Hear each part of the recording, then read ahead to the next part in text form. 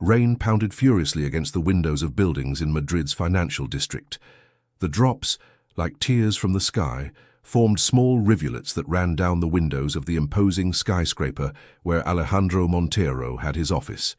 At 42, he was one of Spain's most influential businessmen, owner of Montero Textiles, an empire he had inherited and multiplied with an iron hand and relentless vision.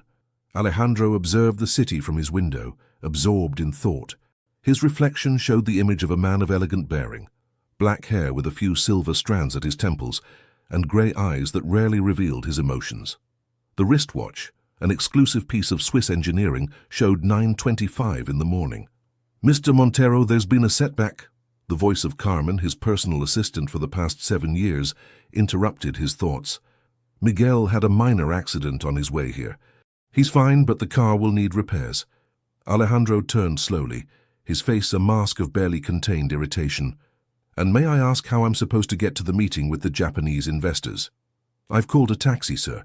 It will arrive in 5 minutes." Alejandro's expression hardened even more. A taxi? He, who hadn't used public transportation since his university years, would have to mix with common people on a day like today. "Make it quick," he stated while picking up his Italian leather briefcase. "I can't afford to be late." Minutes later, at the building entrance, the doorman held a black umbrella to protect him from the rain while he waited. When the taxi finally appeared, Alejandro frowned upon noticing it wasn't a private vehicle but a shared one. "I'm sorry, Mr. Montero," the doorman apologized. "With this rain, it's all that was available." Alejandro let out a sigh of frustration and headed for the vehicle. As he opened the back door, he noticed there was already a passenger. A woman in her mid-60s, silver hair pulled back in an elegant bun, and brown eyes that seemed to contain stories from another era. She was dressed with simple elegance and held against her chest an old leather portfolio worn by time. Their eyes met for an instant, and Alejandro felt a strange sensation, as if an invisible shiver ran down his spine. There was something in that gaze, a flash of recognition that the woman immediately tried to disguise. "Good morning," he said dryly while settling in, maintaining as much distance as possible. "Good morning," she replied with a serene voice that concealed a slight tremor. The taxi driver, a jovial middle-aged man, looked at them through the rearview mirror. "Where shall I take you?" "Hotel Metropole, and quickly, please," ordered Alejandro without looking at the woman. "I'm going to the New Hope Foundation on Velázquez Street," she added. Alejandro raised an eyebrow, surprised. The New Hope Foundation was one of the charitable institutions that his company generously sponsored, although he had personally never visited its facilities. As the taxi made its way through the dense morning traffic, Alejandro tried to concentrate on the documents for his meeting, but his attention kept drifting to the mysterious woman who remained silent, looking out the window with a thoughtful air. Sometimes the most unexpected encounters are the ones that weave the invisible threads of our destiny, he thought, surprising himself with a reflection uncharacteristic of his usual pragmatism. He didn't know why, but he had the unsettling feeling that his life was about to change forever.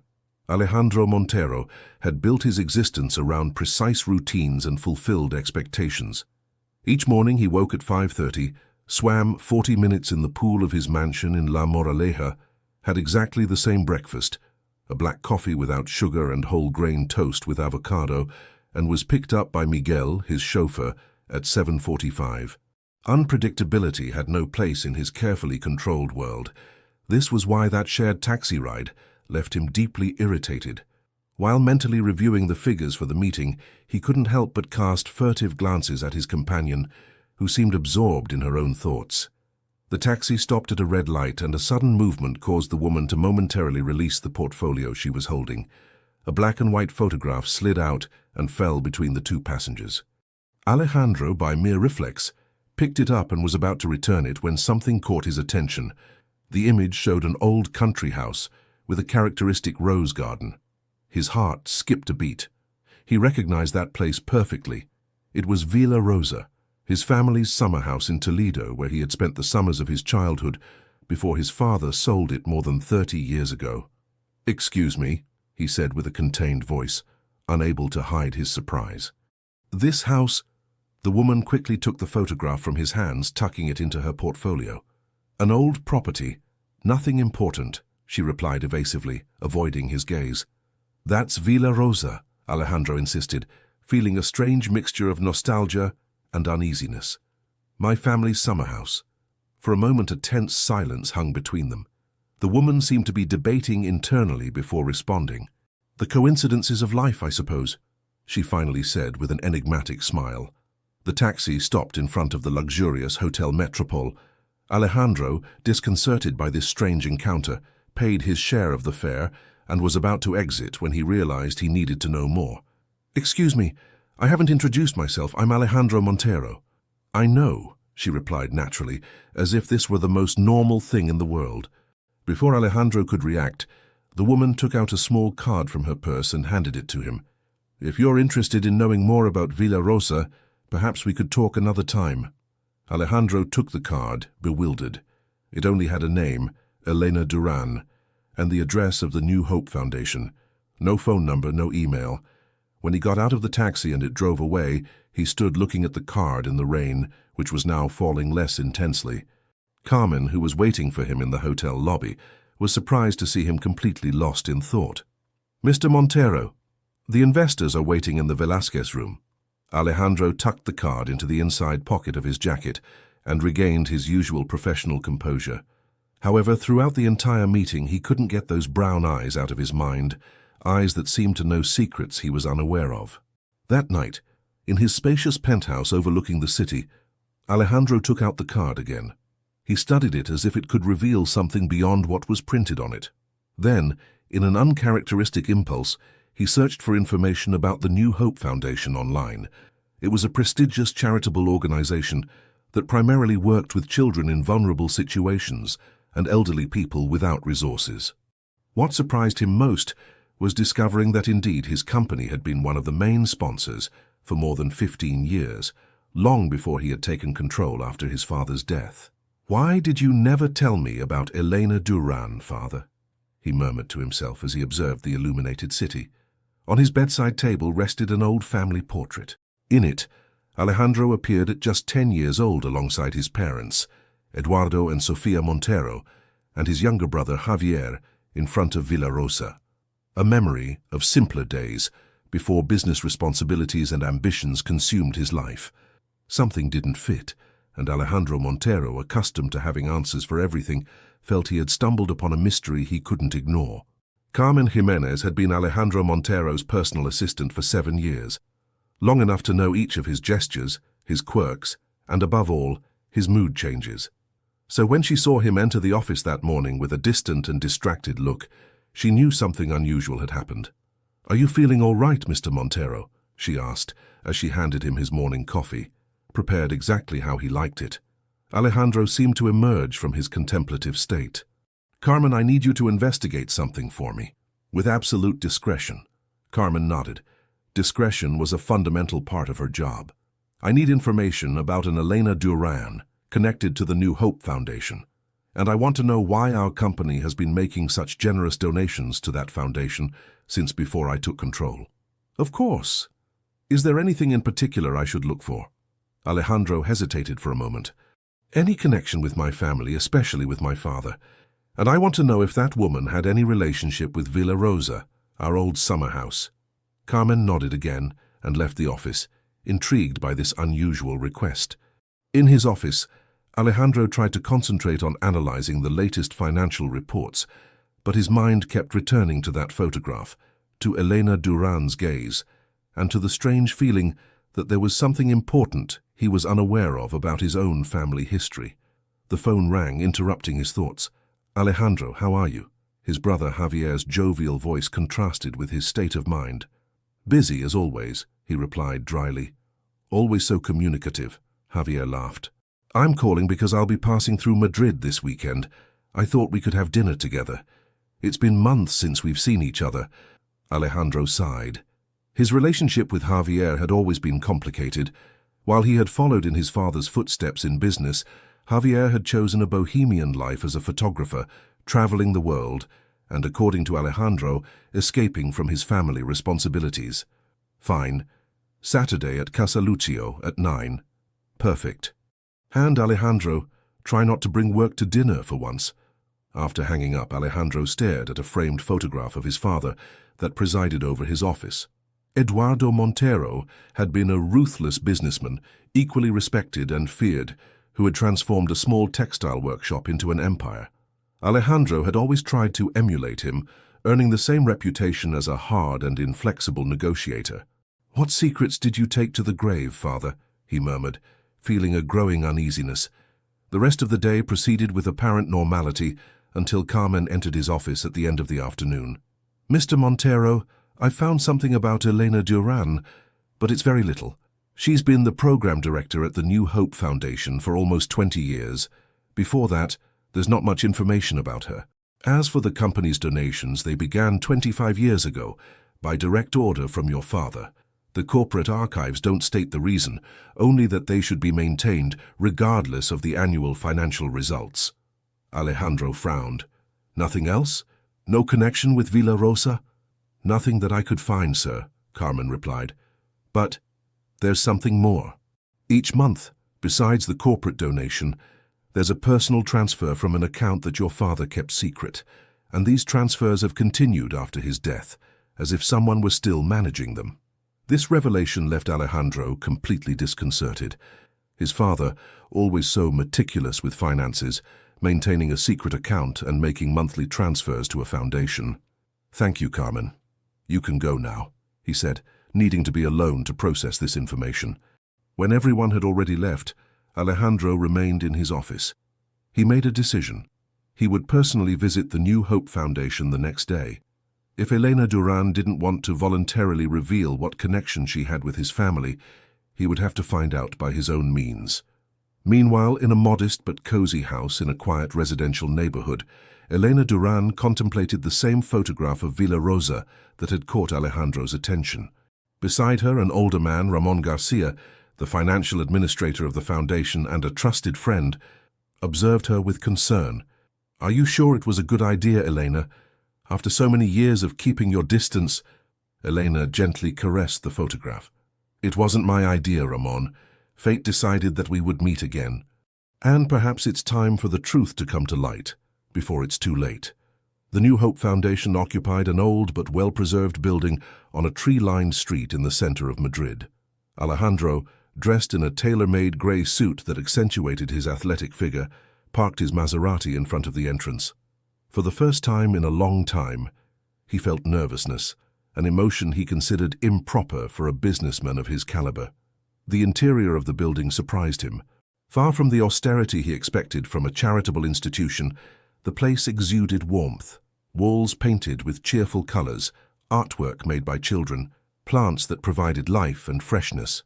A young receptionist greeted him with a friendly smile. "Good morning. I'm looking for Elena Duran," said Alejandro, trying to maintain a neutral tone. "Do you have an appointment with her?" asked the young woman. "No, but I'm sure she'll want to see me." "I'm Alejandro Montero." The name had the expected effect.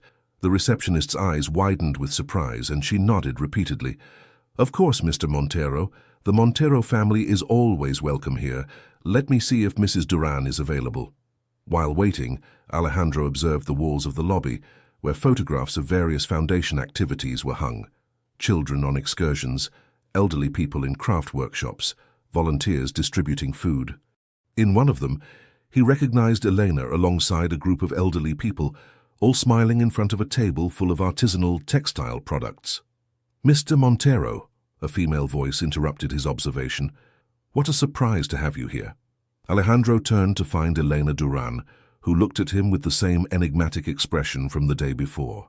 Today she wore a simple blue blouse and a grey skirt, with no jewelry except an old silver locket that hung from her neck. "Mrs. Duran, I appreciate you receiving me without prior notice." Elena made a gesture with her hand, downplaying the importance. "The Monteros always have open doors at this foundation. Please, accompany me to my office where we can talk with more privacy." Elena's office was small but cozy, with a window that overlooked an interior courtyard where several elderly people were participating in what appeared to be an adapted yoga class. Alejandro noticed that, unlike his own minimalist office dominated by technology, this space was full of books, plants, and small personal objects. "I imagine you have questions," Elena began, offering him a seat across from her desk. "Too many," admitted Alejandro. "Starting with how it's possible that you have a photograph of Villa Rosa, my family's summer house that was sold more than 30 years ago." Eleanor observed him in silence for a few seconds, as if evaluating how much she should reveal. "I had a connection with that house and with your family a long time ago, Mr. Montero." "What kind of connection?" he insisted, impatient. At that moment, the office door opened, and an older man entered, of distinguished appearance and completely white hair. Alejandro recognized him immediately. Ramon Garcia, his father's financial advisor for decades, now retired. "Ramon!" he exclaimed, surprised. "What are you doing here?" Ramon exchanged a complicit look with Eleanor before responding. "I work as a volunteer for the foundation since I retired, Alejandro. I help with finances and some administrative matters." Alejandro looked alternately at Elena and Ramon, feeling as if he had fallen into some kind of elaborate trap. "This isn't a coincidence, is it? My father, the donations, Villa Rosa, you two. There's something you're not telling me." Elena sighed deeply. "No, it's not a coincidence. But the story is long and complex, and I'm not sure you're prepared to hear it all."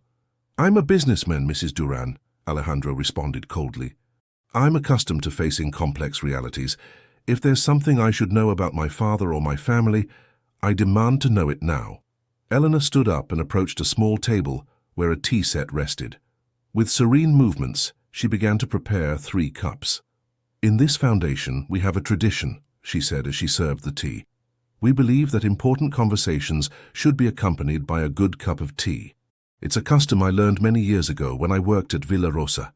Alejandro remained motionless, processing this revelation. "You worked in our house?" Eleanor nodded, handing him a cup of aromatic tea. "I was a domestic employee at Villa Rosa during the summers from 1980 to 1982, but that's just the beginning of the story, Alejandro. And I believe that, before continuing, you should meet someone else." Elena took her phone and sent a brief message. Minutes later, someone knocked softly at the door. When it opened, Alejandro was paralyzed to see a young man of about 28 enter, tall and dark-haired, with unmistakable grey eyes that seemed a reflection of his own. "Alejandro, I'd like to introduce you to Daniel Duran, my grandson and the new project coordinator at Montero Textiles." Daniel extended his hand with a nervous smile. "It's an honor to meet you personally, Mr. Montero."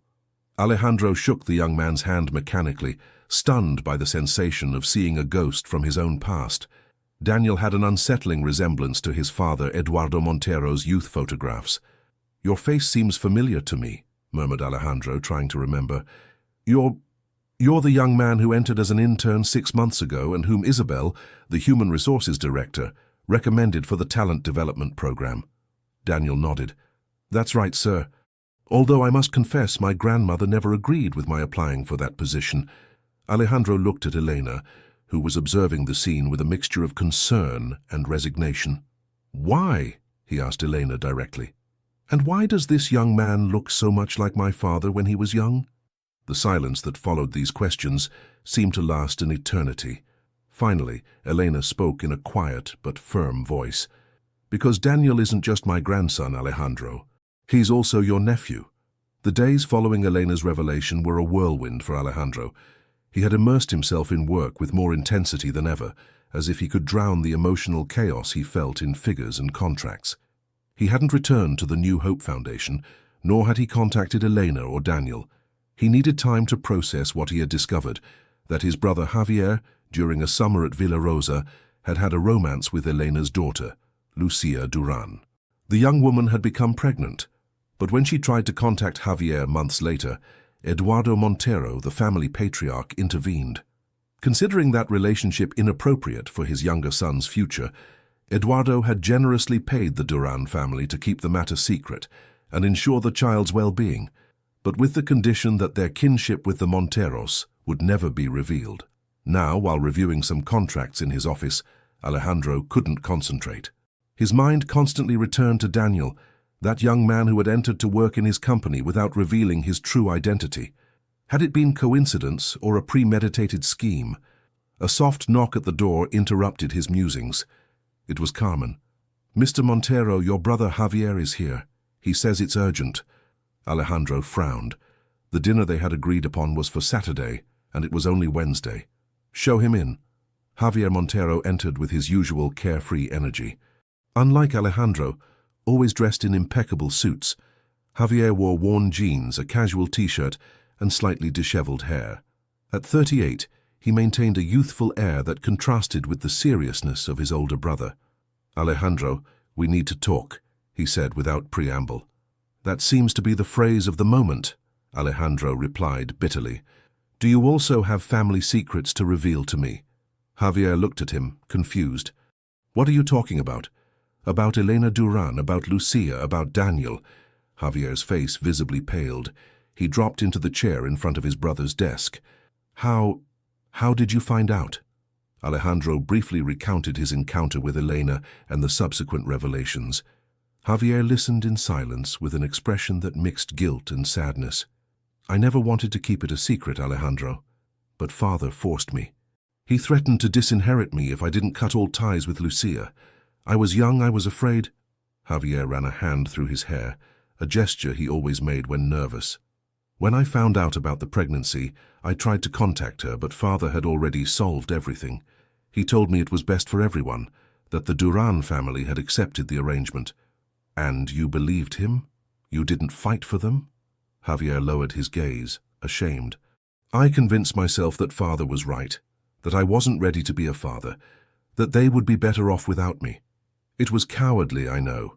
It's something I've lived with my whole life. When did you learn about Daniel?" 6 years ago. I ran into Lucia by chance in Barcelona. She was already married, had 2 other children. She told me about Daniel, showed me photos. I tried to approach him, but she asked me not to respect the life they had built." Alejandro remained silent, trying to assimilate all this information. He vaguely remembered a young woman who worked at Villa Rosa during that summer, but he had never suspected a relationship with his brother. He was just a teenager then, too focused on his own affairs to notice what was happening around him. "And what do you plan to do now?" he finally asked. "I spoke with Elena this morning. She wants to organize a meeting, the 4 of us. Daniel knows who I am, he's always known, but he respected his mother's wishes to maintain distance." "And why did he enter to work at Montero Textiles?" Javier smiled slightly. "That was his idea. He wanted to know the family business, understand where part of his history came from. He wasn't planning to reveal himself, he just wanted to be close, I guess." Alejandro stood up and approached the window of his office. The city stretched out beneath him, oblivious to the personal dramas unfolding in that office. He felt betrayed by his father, disappointed in his brother, and strangely intrigued by the whole situation. "All right," he said finally. "I agree to that meeting, but first I want you to tell me more about Lucia. What was she like?" Javier's expression softened, and a nostalgic smile appeared on his face. "She was extraordinary. Intelligent, creative, with a laugh that illuminated the whole room. She was studying textile design, you know. She had an incredible talent for creating patterns and textures." Alejandro remembered the photograph he had seen at the foundation, where Elena appeared with elderly people working on artisanal textiles. "The fabrics," he murmured. "The Roots collection that father launched in 1983, the one that established our brand internationally. I always wondered where he got the inspiration for those designs that were so different from anything he had done before." Javier nodded slowly. "They were created by Lucia. She showed her sketches to father that summer. He immediately saw the commercial potential. I guess that was another reason to keep everything secret. He wasn't just protecting the family's good name, he was also protecting the origin of the designs that revolutionized the company." This revelation hit Alejandro like a slap in the face. Everything he believed he knew about his father, about the history of his company, was built on lies and secrets. "The meeting," he said with determination. "Arrange it for tomorrow, at my house, at 7. It's time we face the past, all together." When Javier left, Alejandro remained for a long time looking out the window. His perfectly ordered world had crumbled in a matter of days. But among the rubble, he began to glimpse something unexpected, an opportunity to rebuild not only his understanding of the past, but perhaps also his future. Alejandro's mansion in La Moraleja, one of Madrid's most exclusive neighborhoods, was a reflection of his personality. elegant, modern, and meticulously ordered. Large windows offered panoramic views of the garden, designed with geometric precision. The interior, decorated in neutral tones with occasional touches of color, combined contemporary design pieces with some carefully selected antiques. That afternoon, Alejandro had arranged for tea to be served on the covered terrace overlooking the garden. It was a more intimate space than the main living room, with comfortable armchairs and a low table, where Pilar, his housekeeper for more than 15 years, had placed a fine porcelain tea service and a selection of homemade pastries. "Do you need anything else, sir?" asked Pilar, a small but energetic woman in her 60s. "No, thank you. You may retire when the visitors arrive. We'll serve ourselves." Pilar nodded and discreetly withdrew, although Alejandro noticed a certain curiosity in her. It wasn't common for him to receive personal visits, and even less for him to attend to them himself without the presence of service staff. At 7 o'clock sharp, the doorbell rang. Alejandro, who had been nervously pacing the terrace, took a deep breath to compose himself. He had changed from his office suit into dress pants and a cashmere sweater, in an unusual attempt to appear more accessible. It was Pilar who opened the door and led the visitors to the terrace. Javier arrived first, followed by Elena and Daniel, who looked around with discreet admiration.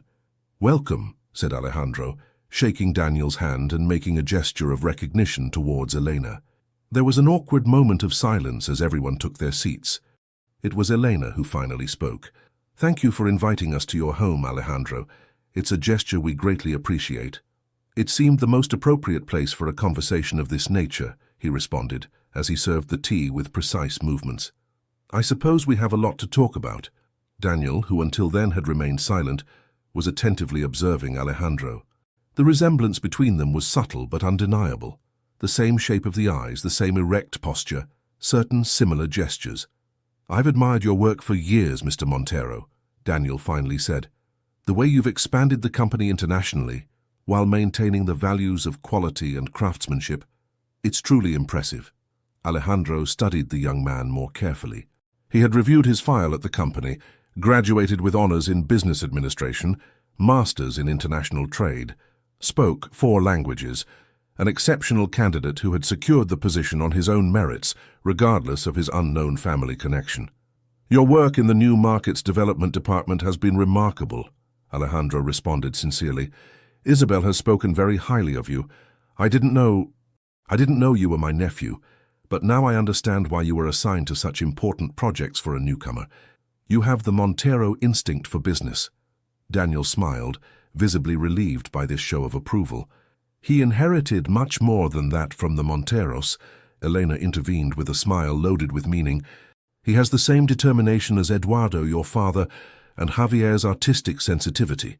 Javier, who had remained unusually quiet, looked at his son with a mixture of pride and regret. "And his mother's talent," he added with a broken voice. "Lucia was extraordinary with textile designs. Have you inherited any of that?" Daniel shook his head. "I'm afraid not.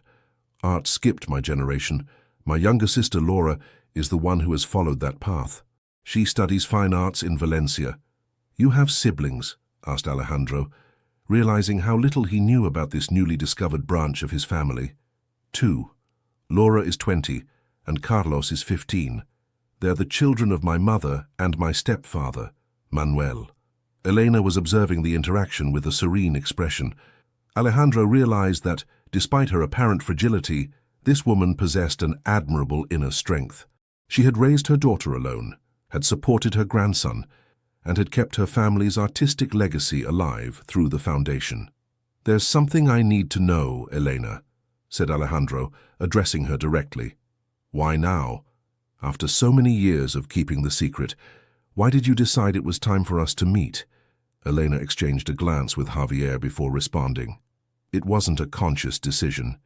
The encounter in the taxi was genuinely coincidental. But when I saw you, when our eyes met, I felt that the cycle needed to close. Your father imposed this secret, but he's no longer here, and all of you deserve the opportunity to know each other, to be a family, if you so wish." "And the photograph of Villa Rosa? Was it also coincidence that it fell from your portfolio?" Elena smiled mischievously. "Let's say that sometimes fate needs a little push. For the first time in days, Alejandro felt the tension he had accumulated beginning to dissipate.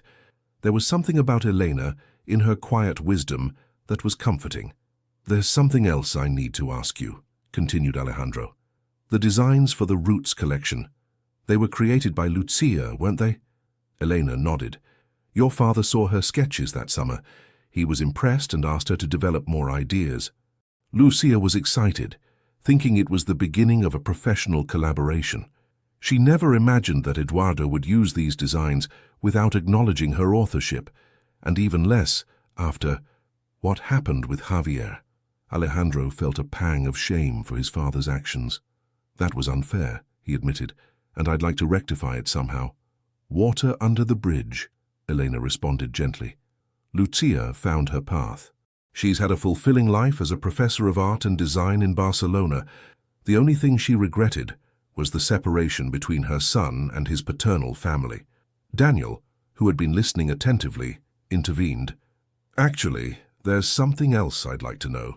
The New Hope Foundation, was it created with the money that grandfather Eduardo paid to keep the secret?" Elena nodded. "In part. I was already working as a volunteer at a soup kitchen when all this happened.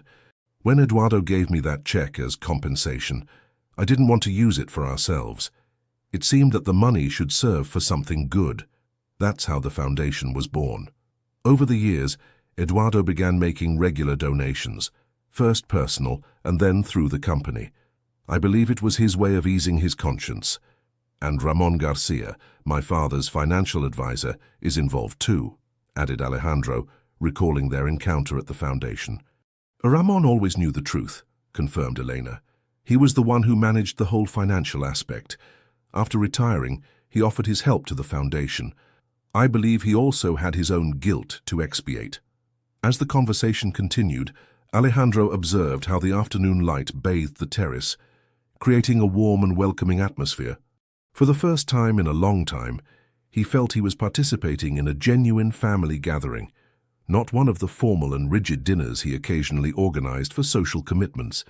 Daniel spoke about his projects at the company, innovative ideas to expand the line of sustainable products that Montero Textiles had timidly initiated the previous year.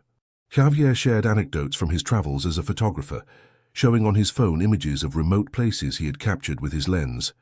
Eleanor, for her part, spoke passionately about the traditional weaving workshops she organized for the elderly at the foundation, recovering almost forgotten techniques.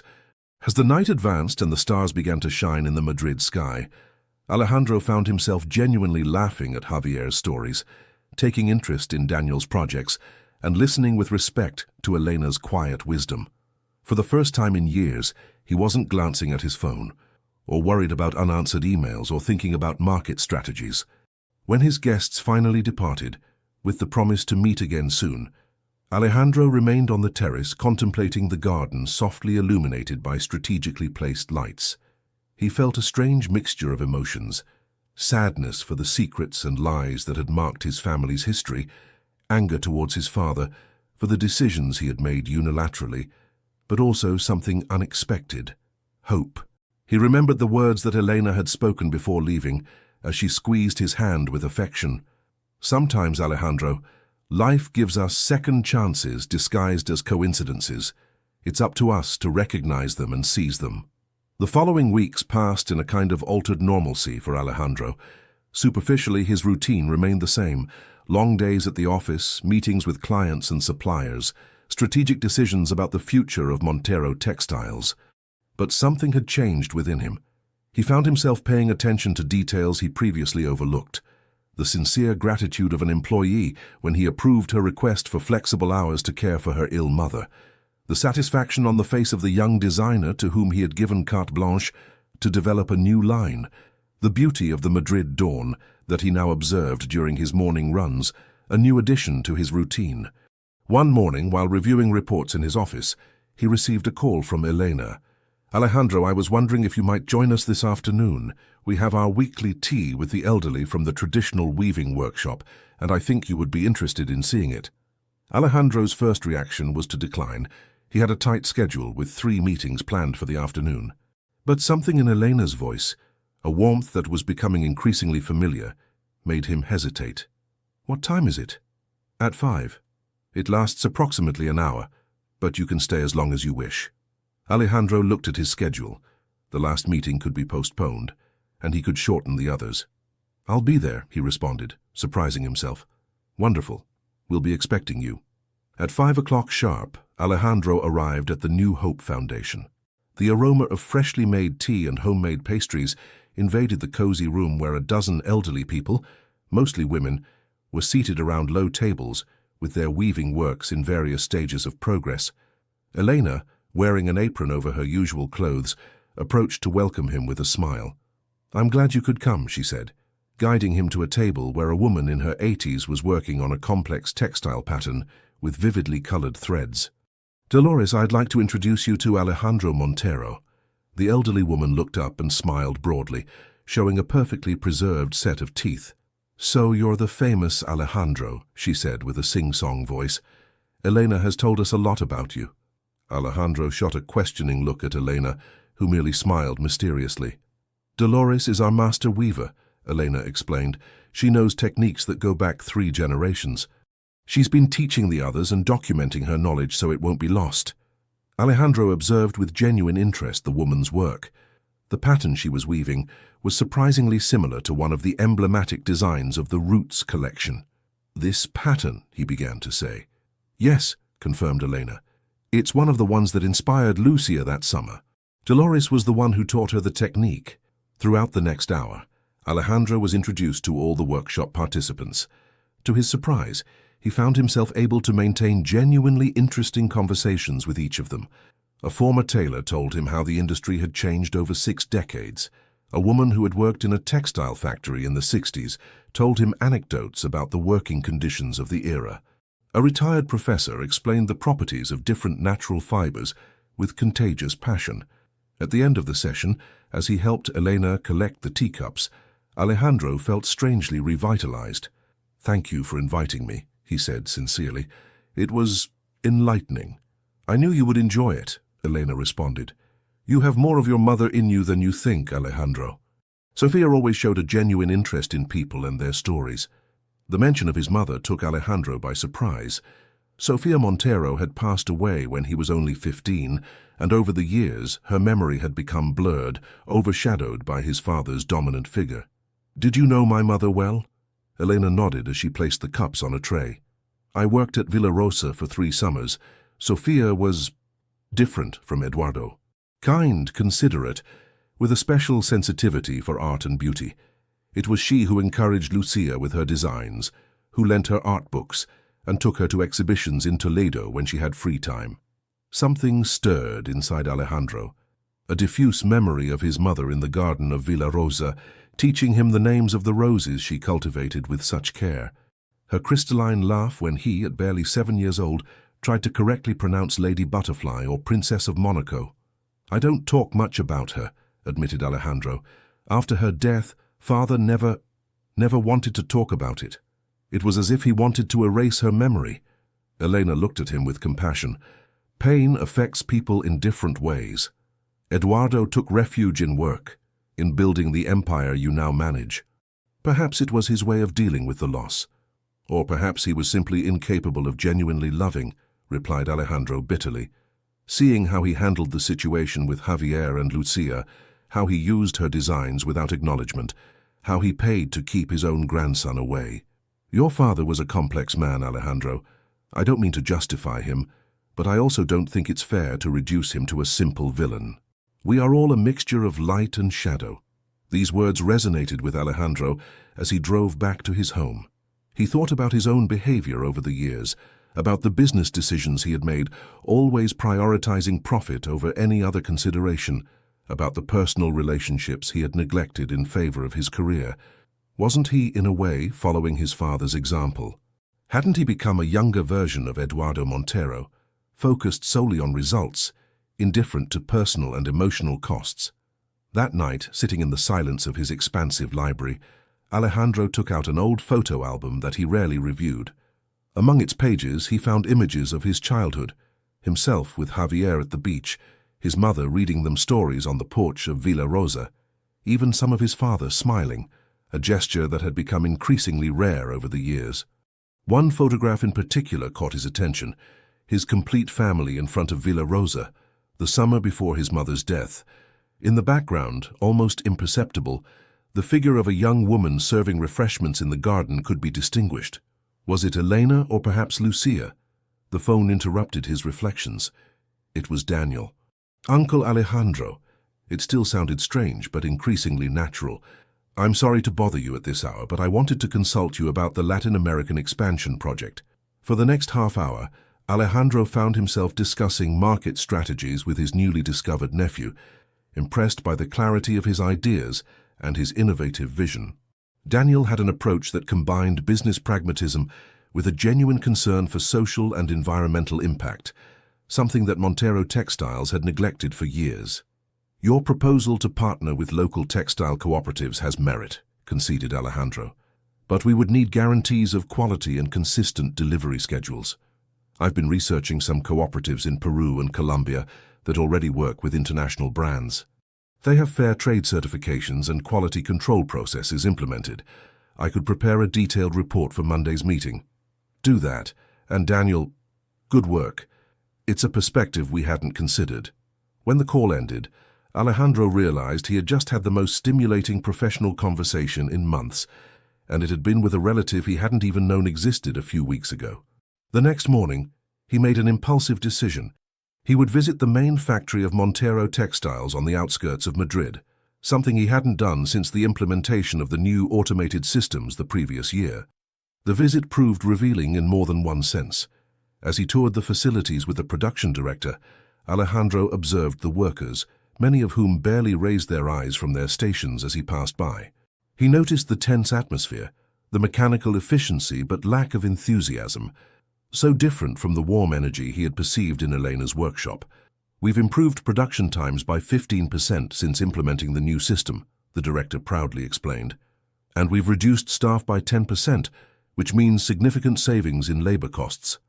Alejandro nodded distractedly, his attention caught by a middle-aged female worker who was carefully adjusting a loom. Unlike most, she seemed completely absorbed in her work, her hands moving with the confidence that only comes from experience. "Who is she?" asked Alejandro, interrupting the director's explanation. "Mercedes? She's one of our oldest employees. She's been with us for more than 25 years. She declined the early retirement we offered last year, says the looms are her life." Alejandro approached the woman, who looked up in surprise to see the company's CEO next to her workstation. "Good morning, Mercedes. I'm Alejandro Montero." "I know, sir," she responded respectfully, but without the intimidation that Alejandro was accustomed to causing. "It's a pleasure to finally meet you in person. I see you're working on one of the classic collection designs." Mercedes nodded, a spark of pride lighting her eyes. "The Roots line. I've been reproducing it since it was created. Each piece is special, you know. There's a story in every pattern." Alejandro felt an unexpected connection with this woman, who had dedicated her life to giving life to the designs that Lucia had created so many years ago. "I'd like to hear that story someday, Mercedes." The woman smiled, surprised but pleased. "Whenever you want, Mr. Montero. These looms have many secrets to tell." Back in his office, Alejandro couldn't stop thinking about Mercedes, about the elderly people in Elena's workshop, about Daniel and his innovative ideas. It was as if, suddenly, he was seeing his company, his life, through a completely new lens. That afternoon he called Carmen to his office. "I need you to organize a dinner for Saturday at my house," he instructed her.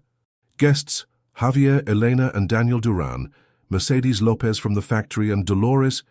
He realized he didn't know the surname of the elderly master weaver. "Call the New Hope Foundation and ask about the master weaver Dolores." Carmen looked at him with evident surprise. In the 7 years she had been working for him, Alejandro had never organized a personal dinner with such an eclectic mix of guests. "Any special indication for the menu?" Alejandro thought for a moment. "Something traditional, home cooking, comforting, and make sure there's a good tea for dessert, a special tea."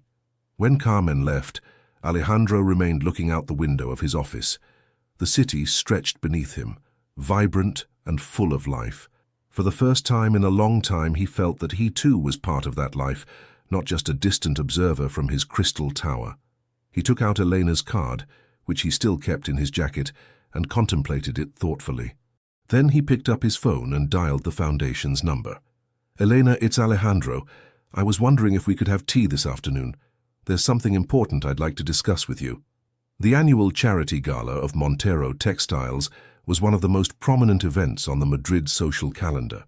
Held at the elegant Palace Hotel, it brought together the cream of the business, political, and cultural world under the pretext of raising funds for various social causes. In reality, as Alejandro well knew, it was as much a networking opportunity as it was a philanthropic event. This year, however, Alejandro had decided to introduce significant changes. Instead of the usual distribution of funds among several large organizations, he had announced that the proceeds would go entirely to training and employment programs in the textile sector for people at risk of social exclusion, a project developed in collaboration with the New Hope Foundation. As he adjusted his bow tie in front of the mirror in his dressing room, Alejandro mentally reviewed his speech. It was the first time he would speak publicly about the connection between Montero Textiles and the foundation, though without yet revealing the personal details of that relationship. The doorbell interrupted his thoughts. It was Daniel who had agreed to accompany him to the gala. When Pilar showed him into the foyer, Alejandro couldn't help but smile to see his nephew impeccably dressed in formal attire. "The tuxedo suits you well," he commented, shaking his hand. "Every bit a Montero." Daniel smiled, slightly uncomfortable with the compliment. "Thank you. It's the first time I've attended an event of this category. I'm a bit nervous." "You'll do fine. Just remember, observe more than you talk, and never reveal all your cards in a first conversation. The business world is like a poker game. Advice from Uncle Alejandro, I'll make sure to note it down." They both laughed, sharing a moment of complicity that had become increasingly frequent in recent weeks. Since their first meeting at Alejandro's house, they had developed a relationship that went beyond the professional. Daniel had begun to visit his uncle regularly, initially with pretexts related to work, but increasingly for the simple pleasure of his company. On the way to the hotel, Alejandro explained to Daniel the intricacies of the gala. Who were the key guests, the business alliances and rivalries he should know about, the business opportunities that might arise. "There's something else tonight," added Alejandro with a more serious tone. "Elena will be there as the official representative of the foundation. It will be the first time we appear publicly together at a social event." Daniel nodded, understanding the importance of the moment. "Grandmother is nervous, though she tries to hide it. She bought a new dress for the occasion." Alejandro smiled at the thought of Elena preparing for the gala with the same mixture of anticipation and nervousness he felt himself. The past weeks had profoundly transformed their relationship. What began as a chance encounter, marked by secrets of the past, had evolved into a genuine friendship based on mutual respect and, increasingly, an affection that Alejandro resisted defining. When they arrived at the Palace Hotel, the event was already in full swing. The Madrid elite circulated through the beautifully decorated ballroom, between glasses of champagne and calculated conversations. Alejandro mechanically greeted several acquaintances as he made his way toward the stage, where he would give his welcome speech. It was then that he saw her. Elena Duran, elegantly dressed in a sober evening gown of dark blue, was animatedly conversing with the Minister of Industry and his wife. Despite her simplicity, compared to the elaborate toilettes of other female guests, Elena radiated a natural dignity that captured attention. When their gazes crossed across the room, Alejandro felt a flutter in his stomach that he hadn't experienced in decades. Elena smiled at him discreetly, a complicit gesture that seemed to say, "Here we are, finally." Alejandro's speech was brief but impactful. He spoke of corporate social responsibility not as a marketing strategy, but as a moral obligation. He announced the collaboration with the New Hope Foundation and publicly introduced Elena as a friend of the Montero family for many years, whose wisdom and social commitment have been an inspiration. The evening continued with the traditional charity auction. Alejandro observed from his table how Elena interacted naturally among the guests, many of whom seemed genuinely charmed by her. Daniel, for his part, was impressing several veteran businessmen with his knowledge and innovative vision. "Your nephew is an exceptional young man," commented Isabel Mendez, the Human Resources Director, who shared Alejandro's table. "He has a bright future at the company. Alejandro nodded, feeling a mixture of pride and regret. Pride for the man Daniel had become, regret for the lost years, for not having seen him grow up. "Yes, he is," he responded simply. Dinner was coming to an end when something unexpected happened. Javier appeared at the entrance to the ballroom, visibly uncomfortable in his formal suit, but determined. He hadn't been invited, and his presence caused a certain stir among those guests who knew about the complex relationship between the Montero brothers. Alejandro excused himself from his table and headed towards his brother. Daniel, who had also seen Javier, discreetly followed them. "Javier, what are you doing here?" asked Alejandro in a low voice when he reached him in a less crowded corner. "I'm sorry for showing up like this," responded Javier, clearly nervous, "but I needed to talk to you and Elena. It's important." "Couldn't it wait until tomorrow?" "No." Javier's expression was grave. "It's about Lucia. She's had an accident in Barcelona. Nothing serious," he quickly added upon seeing the alarm on Daniel's face, who had just joined them. "She's stable, but she wants to see us. All of us." Daniel paled. "Is Mum okay? What happened?" "A car accident. She has a broken leg and some contusions, but the doctors say she'll recover completely. The scare was the worst." Javier placed a hand on his son's shoulder. "She called me an hour ago from the hospital. She says the accident has made her reflect, that it's time to face the past altogether." Alejandro looked toward where Elena was conversing, unaware of the situation. "Go get her," he indicated to Daniel. "Discreetly, we need to talk, the four of us." Minutes later, the four of them met in a small private room that the hotel manager had made available to Alejandro.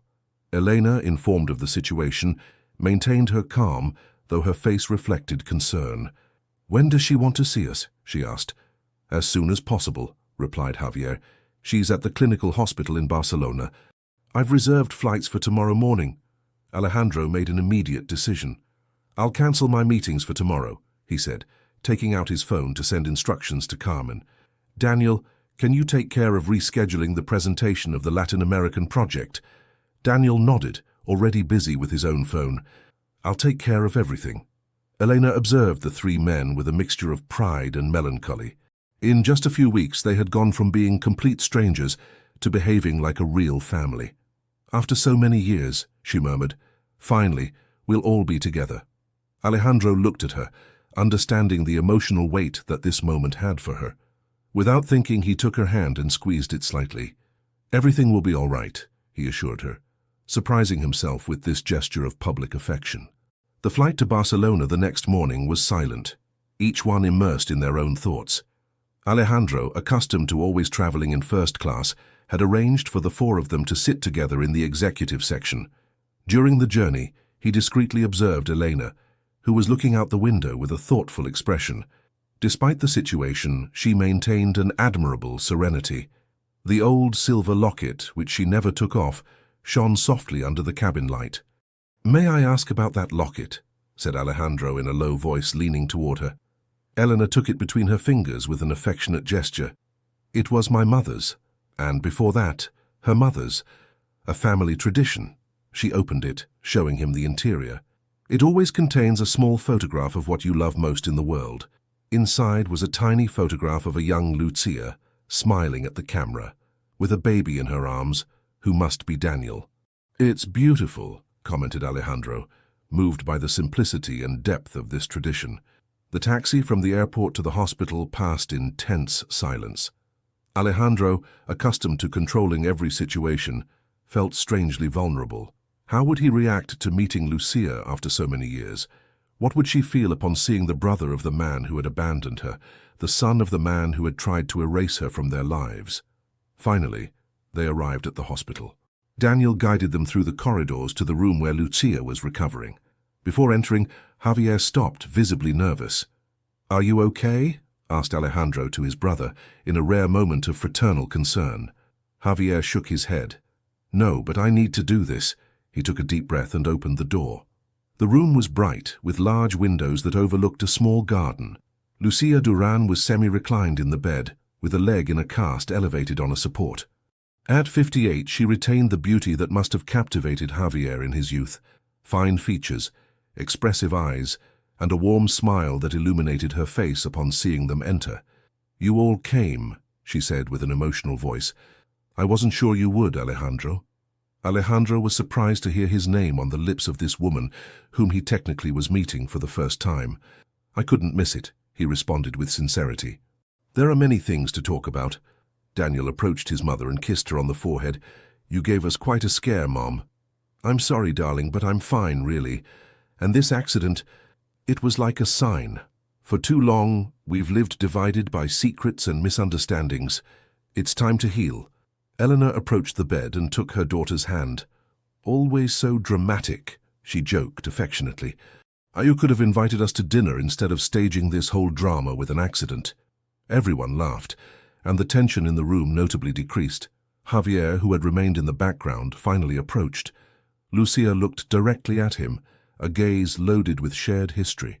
"You've aged well, Javier," she said with a melancholic smile. "You've hardly changed," he responded, his voice broken with emotion. Over the next few hours, the conversation flowed surprisingly naturally.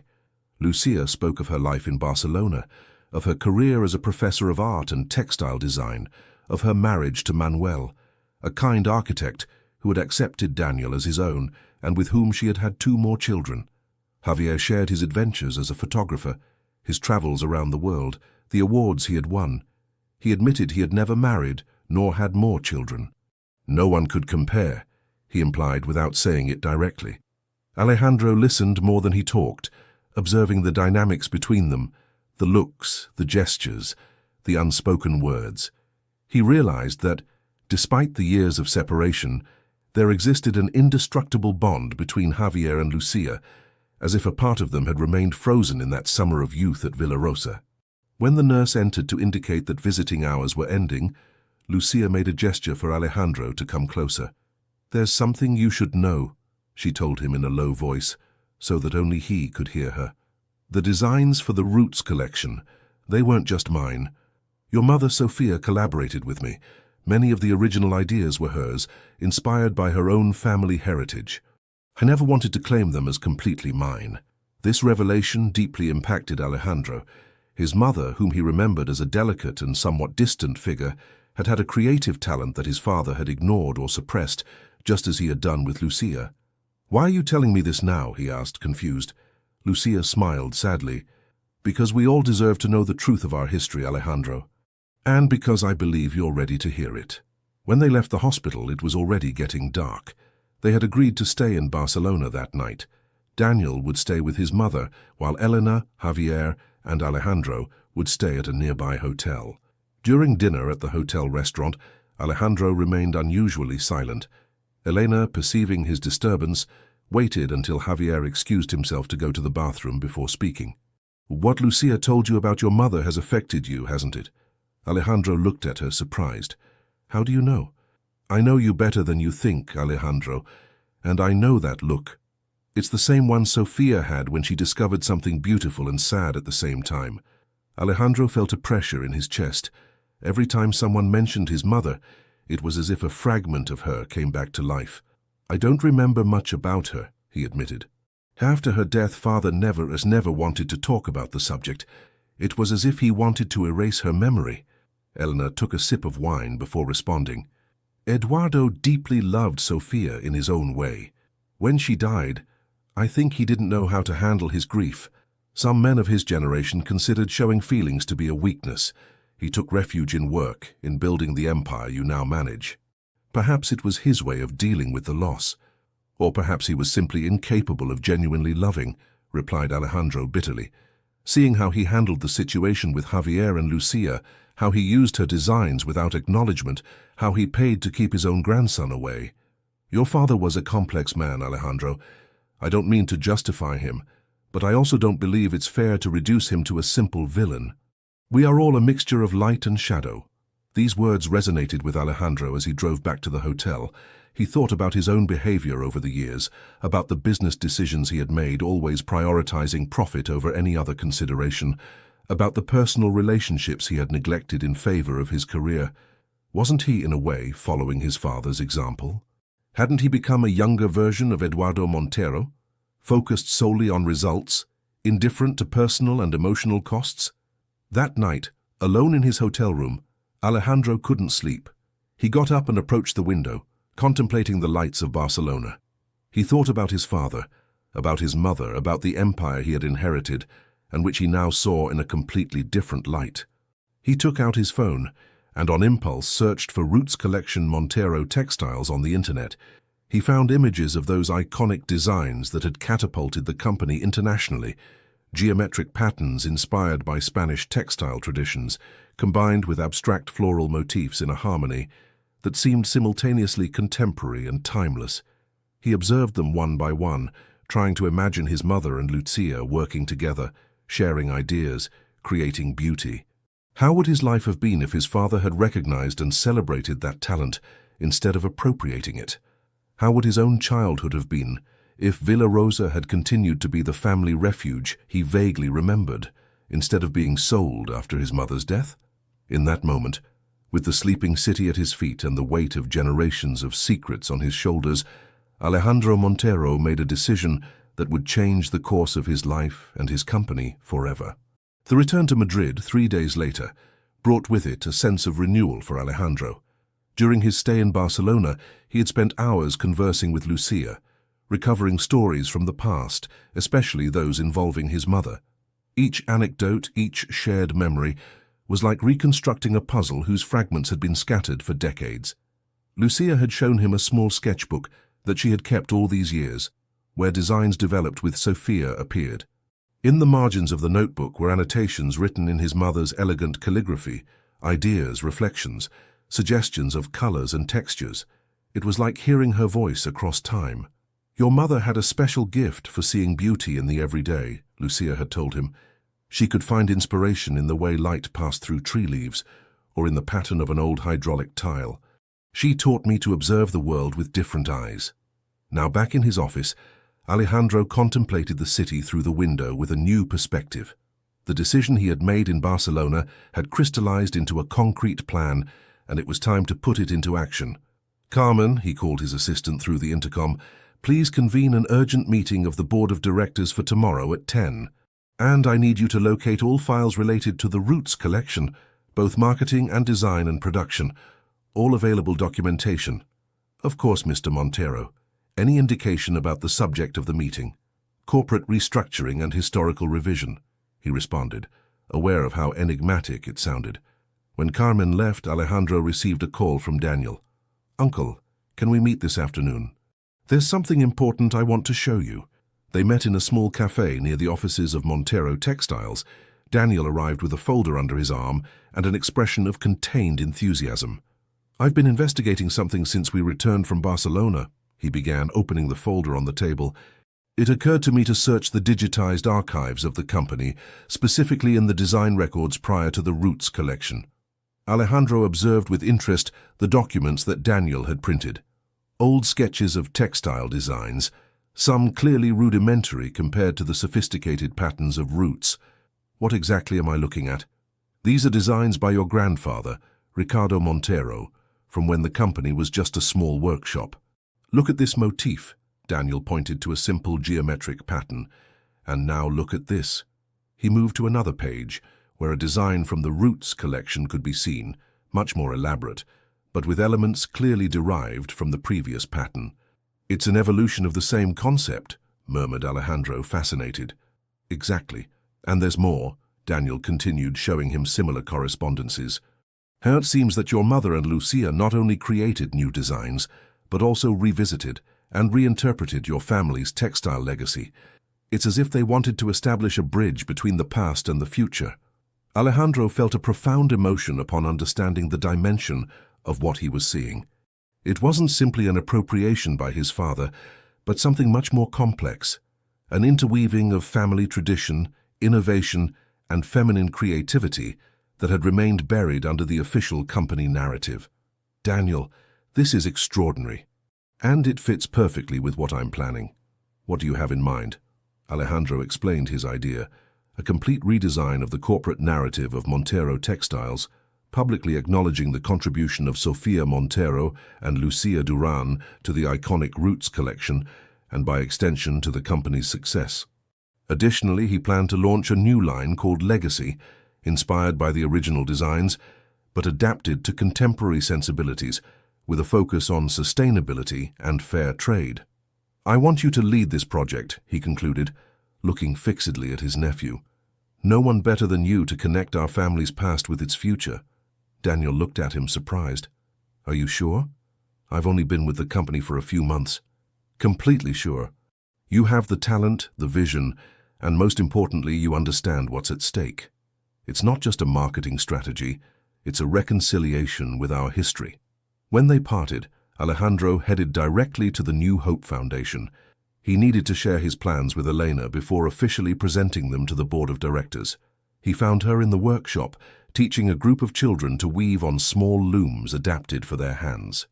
The scene strangely reminded him of his mother, who used to sit with him and Javier when they were small, teaching them to appreciate the texture of different fabrics, patiently explaining how they were created. He waited until the class finished and then invited her for a coffee in the small cafeteria of the foundation. As he explained his plans, he observed how Elena's eyes lit up. "Sophia would be so proud of you, Alejandro," she said when he finished speaking. "This is exactly what she would have wanted. Do you think I'm doing the right thing? The board will probably oppose it," revealing that the company's emblematic designs weren't created by my father, but by my mother and a domestic employee's daughter. "It goes against everything they've built as a narrative for decades." Elena reflected for a moment before responding. "The world has changed, Alejandro. Authenticity and honesty are increasingly valued, even in the business world. Besides, think about the message you'll be sending. That Montero Textiles values creativity regardless of its origin, that it recognizes contributions that have historically been invisibilized. That will resonate with many people." Alejandro nodded, comforted by her support. "There's something else I wanted to ask you. The summer house, Villa Rosa, do you know what happened to it after my father sold it?" Elena smiled enigmatically. "Interestingly, yes. It was purchased by a German businessman who barely used it. About 5 years ago it came back on the market. Ramon mentioned it to me, thinking I might be interested in knowing what had happened to that place so significant for our families." "And what happened to it?" "It was bought by a real estate company. Apparently they keep it as an investment property, but it's unoccupied most of the year." Alejandro stored this information, adding it to the plans he was forming in his mind. The board of directors meeting the next day was as tense as he had anticipated. The 5 members, all older men who had worked with his father, listened to his presentation with expressions that oscillated between incredulity and alarm. "This is madness, Alejandro," Rafael Ordóñez, the most veteran member of the board, finally declared. "You're proposing to rewrite the company's history, discredit your own father's legacy, based on the stories of a former domestic employee and her daughter. It's absurd." "I'm not discrediting my father," Alejandro responded calmly. "I'm completing the story. Eduardo Montero had the vision to recognize the commercial potential of these designs and turn them into a global success, but the original creativity came from my mother and Lucia Duran. Both things can be true simultaneously." "Consumers won't understand these nuances," intervened another board member. "They'll only see sensationalist headlines. Montero Textiles built its empire on stolen designs. Have you thought about the damage to the brand's reputation?" "On the contrary," Alejandro countered, "I've commissioned a perception study from an external consultancy. The results suggest that a narrative of recognition and historical reparation would resonate positively with our current target audience, especially young consumers who value authenticity and social responsibility." The discussion extended for hours. Finally, Alejandro played his definitive card. "Gentlemen, I appreciate your concerns, and I'll take them into account. But I must remind you that, as the majority shareholder, I have the authority to implement these changes regardless of the board's opinion. I would prefer to have your support, but I will proceed with or without it." The silence that followed this declaration was eloquent. Everyone knew it was true. Alejandro controlled 51% of the shares, inherited from his father. The rest was distributed among the board members and other minority shareholders. "At least consider a more gradual approach," Ordóñez finally suggested, acknowledging defeat. "Such a radical change implemented at once could destabilize the company." Alejandro nodded, willing to make this concession. "Agreed. We'll implement the changes in phases. But I want the recognition of Sofia Montero and Lucia Duran to be part of the initial launch of the Legacy Collection. When the meeting ended, Alejandro remained alone in the boardroom, contemplating his father's portrait that presided over the space. He could almost imagine his expression of disapproval. "I'm sorry, Father," he murmured, "but it's time for the truth to come to light." That night, while working in his home office, he received a text message from Elena. "How did the meeting go?" He replied briefly, explaining the board's resistance but his determination to move forward. Minutes later, his phone rang. It was her. "I knew it wouldn't be easy," Elena said without preamble. "Those men were loyal to your father for decades. For them, this is almost a betrayal." "It's not a betrayal to honor my mother as well," Alejandro responded. "And Lucia, whose talent was used without acknowledgement." "I know. I'm just warning you that you should prepare for more resistance, not just from the board but possibly from other sectors. The official story of Montero Textiles is deeply rooted in the Spanish corporate narrative." They talked for almost an hour, discussing strategies, anticipating obstacles, refining the plan. Alejandro was surprised at how easy it was for him to talk with Elena, how he valued her perspective and wisdom. When they finally said goodbye, Alejandro remained for a moment with the phone in his hand, thinking about how much his life had changed in such a short time. Just a month ago, he was a lonely executive obsessed with control, whose only concern was to maintain the constant growth of the company he had inherited. Now he found himself embarked on a personal mission to redefine the family legacy, surrounded by people who had gone from being complete strangers to becoming an essential part of his life. And at the center of it all somehow was Elena Duran, with her serene smile and her eyes that seemed to see directly through the barriers he had built over the years. With a sigh, Alejandro returned to his computer to continue working on the press release that would announce the changes at Montero Textiles. The words flowed with surprising ease, as if he had been waiting years to write them. Montero Textiles is proud to announce a new stage in our history, one that honors our roots while looking to the future.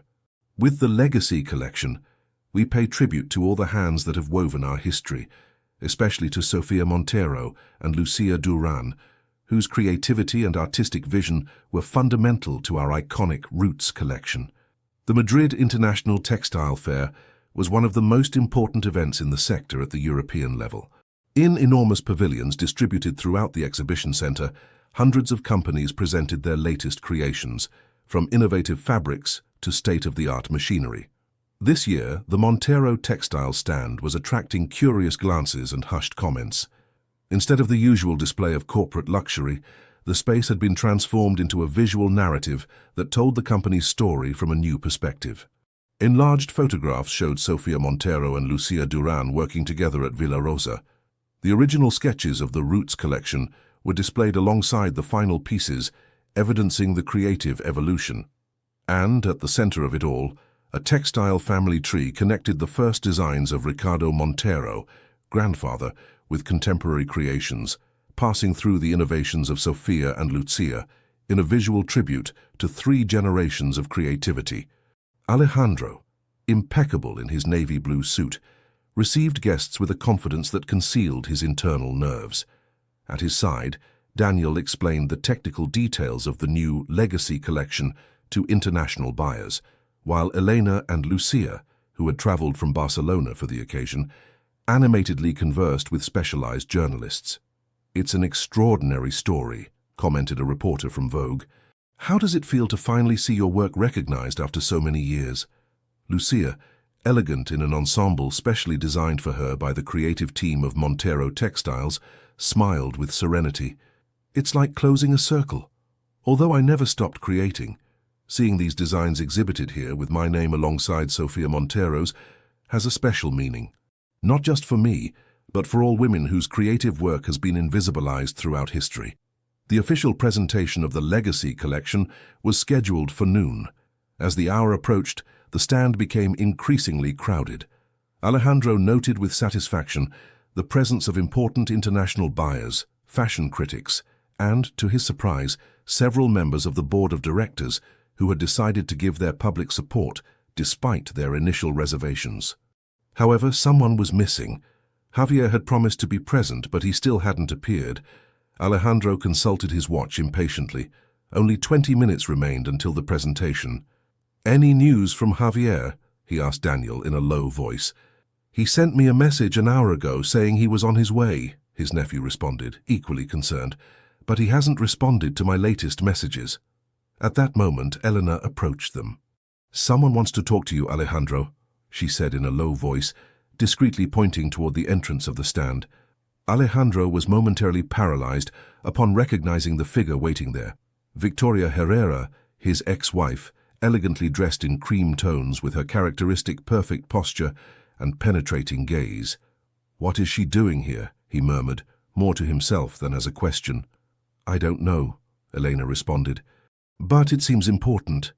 Alejandro hadn't seen Victoria in almost 3 years, since the signing of their divorce after 5 years of a marriage that had been more a corporate alliance than an effective union. Victoria was the heiress of Herrera Textiles, one of the main competitors of Montero Textiles, and their separation had been as calculated and cold as their union. "Excuse me for a moment," he said, composing his professional expression before heading toward his ex-wife. "Victoria, what a surprise," he greeted her, maintaining a prudent distance. "Alejandro," she responded with a slight nod. "Impressive presentation. You've managed to get the entire industry talking about Montero Textiles, although I'm not sure it's exactly how you would have wished. On the contrary, this historical recognition was exactly what I was seeking." Victoria studied him with her analytical gaze, the same one she used to evaluate fabrics and market trends. "You've changed," she finally observed. "The Alejandro I knew would never have publicly exposed family secrets, nor would he have shared credit for the company's successes." "Perhaps you didn't know me as well as you thought," he replied, aware that there was some truth to her words. During their marriage, he had kept his emotions as firmly controlled as his finances. "Or perhaps you have really changed." Victoria looked meaningfully toward Elena, who was conversing with Lucia a short distance away. "Is it because of her? The mysterious Elena Duran who appears mentioned in all the press releases?" Alejandro tensed slightly. "Elena is a family friend. Her presence here is completely professional." Victoria smiled skeptically. "Of course. In any case, I haven't come to discuss your personal life. I'm here on business. Herrera Textiles is interested in a possible collaboration with your legacy line." This proposal took Alejandro by surprise. Herrera Textiles was known for its avant-garde approach and its younger audience, while Montero Textiles had always positioned itself in the traditional luxury segment. "What kind of collaboration do you have in mind?" "A capsule collection that combines your historical heritage with our sustainable textile technology. It could be interesting for both companies, especially considering the new narrative you're building." Before Alejandro could respond, he noticed a commotion at the entrance to the stand. Javier had finally arrived, but he wasn't alone.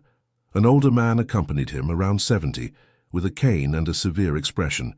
"Is that—" Victoria began to ask, but Alejandro had already excused himself and was heading toward his brother. Alberto Vega, a former partner and close friend of Eduardo Montero, had been practically an uncle to Alejandro and Javier during their childhood. After his father's death, Alejandro had maintained a cordial but distant relationship with him, occasionally consulting him on business decisions, but keeping him at the margins of daily management. "Javier, Alberto," he greeted, trying to hide his confusion.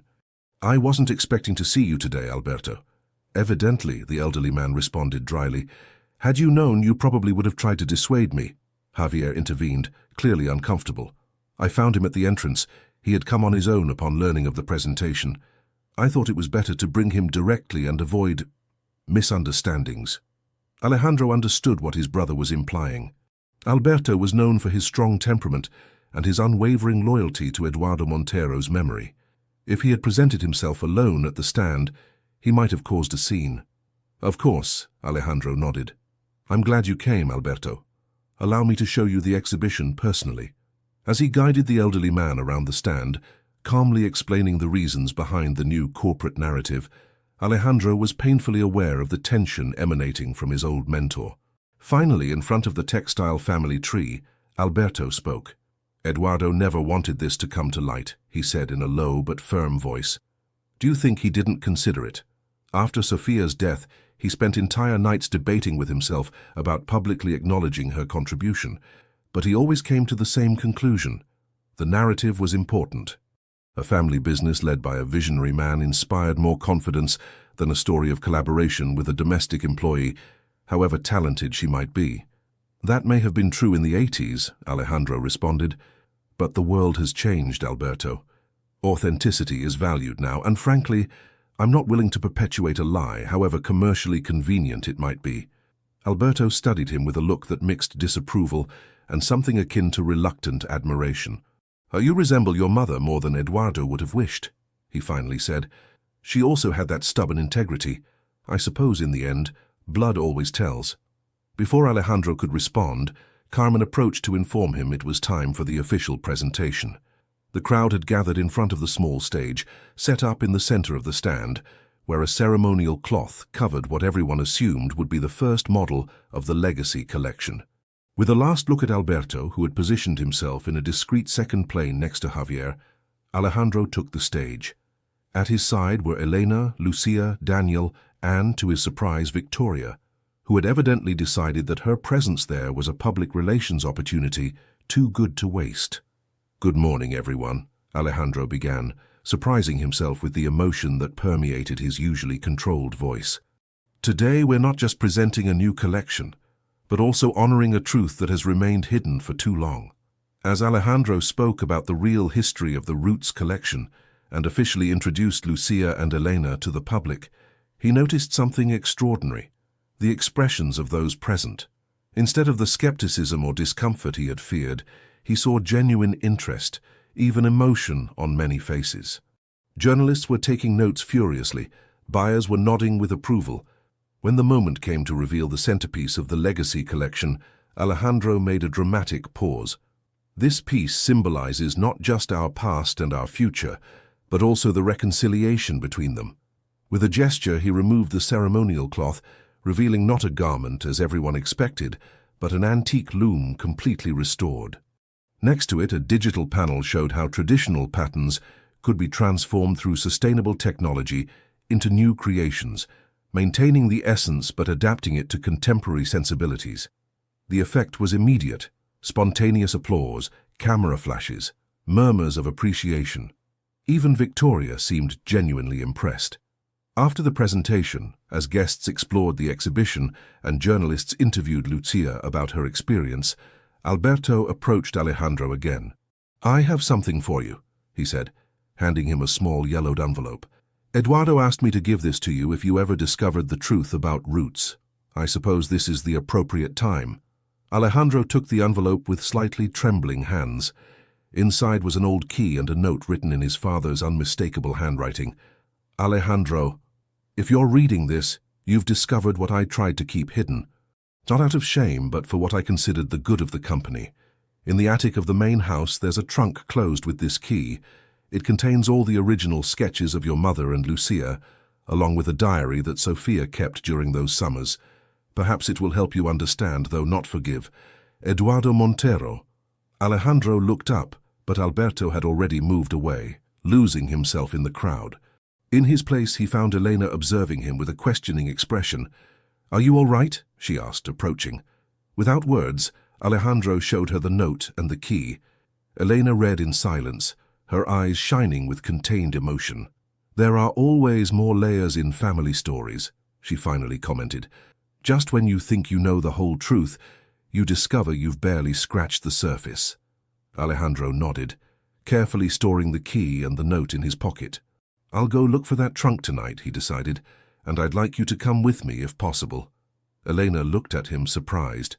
"Are you sure? It's something very personal, very intimate." "Precisely because of that," Alejandro responded, with a sincerity that surprised even himself. "I can't think of anyone better to share this moment with." Before Elena could respond, they were interrupted by Daniel, who was approaching with a concerned expression. "Uncle, there's a problem. One of the board members, Martinez, is talking to the press. It seems he's insinuating that this whole recognition story is just a marketing strategy designed to distract attention from supposed financial problems of the company." Alejandro felt a wave of anger, quickly replaced by determination. "Where is he?" Daniel pointed to a corner of the stand, where indeed Martinez, a corpulent man in his 60s, was animatedly talking with two journalists. Alejandro headed toward them with a firm step, closely followed by Daniel and Elena. "Mr. Martinez," he interrupted with a courteous but firm tone, "I see you're very interested in our new corporate strategy. May I ask what specific aspects you're sharing with these gentlemen?" Martinez paled slightly but maintained his composure. "I was just expressing my personal opinion on the timing of this revelation. It seems an interesting coincidence that it occurs just when Asian competition is pressuring our margins." "A fascinating observation," Alejandro responded coldly, "especially coming from someone who voted in favor of moving our production to Bangladesh just 6 months ago, a proposal that, as you'll recall, I categorically rejected." The journalists observed the exchange with evident interest, their recorders discreetly activated. "If you're interested in the financial health of Montero Textiles," Alejandro continued, now addressing the journalists, "I invite you to review our latest quarterly results, published last week. You'll see a 12% growth in sales and an 8% increase in profits, despite our decision to maintain all production in Spain and Portugal, with fair wages and exemplary working conditions." Martinez mumbled an excuse and quickly moved away, leaving Alejandro to answer the journalists' questions, now much more interested in the combination of business ethics and profitability that Montero Textiles seemed to have achieved. When he was finally able to free himself, Alejandro found himself again with Victoria, who had observed the entire scene with evident amusement. "You always knew how to handle the press," she commented, "but today there's something different about you. You seem authentic." "Perhaps because I finally am," he responded simply. Victoria studied him a moment more before handing him her card. "The collaboration offer still stands. I believe we could create something interesting together. Professionally speaking, of course." Alejandro took the card with a gesture of acknowledgement. "I'll consider it." When Victoria moved away, Elena approached again. "Your ex-wife is intense," she commented with a cautious smile. "Victoria is many things," Alejandro responded. "Intelligent, ambitious, pragmatic to the core, but we were never really compatible on a personal level." "And the collaboration she proposes?" Alejandro was surprised by Elena's perspicacity. Evidently she had been close enough to hear part of the conversation. "It could make commercial sense," he admitted, "but I'll make the decision with the complete team, including Daniel and you, if you're interested in participating." Elena smiled, visibly pleased by the inclusion. "I'd love to. And now, what do you say we go congratulate Lucia? She's being the undisputed star of the day."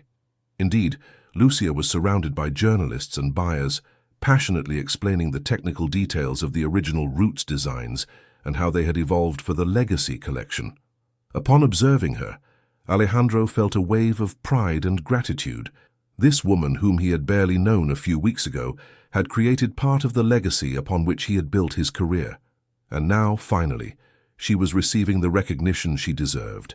As they approached Lucia, Alejandro noticed Javier observing her from a distance, with an expression that mixed admiration, regret, and something deeper that he couldn't identify.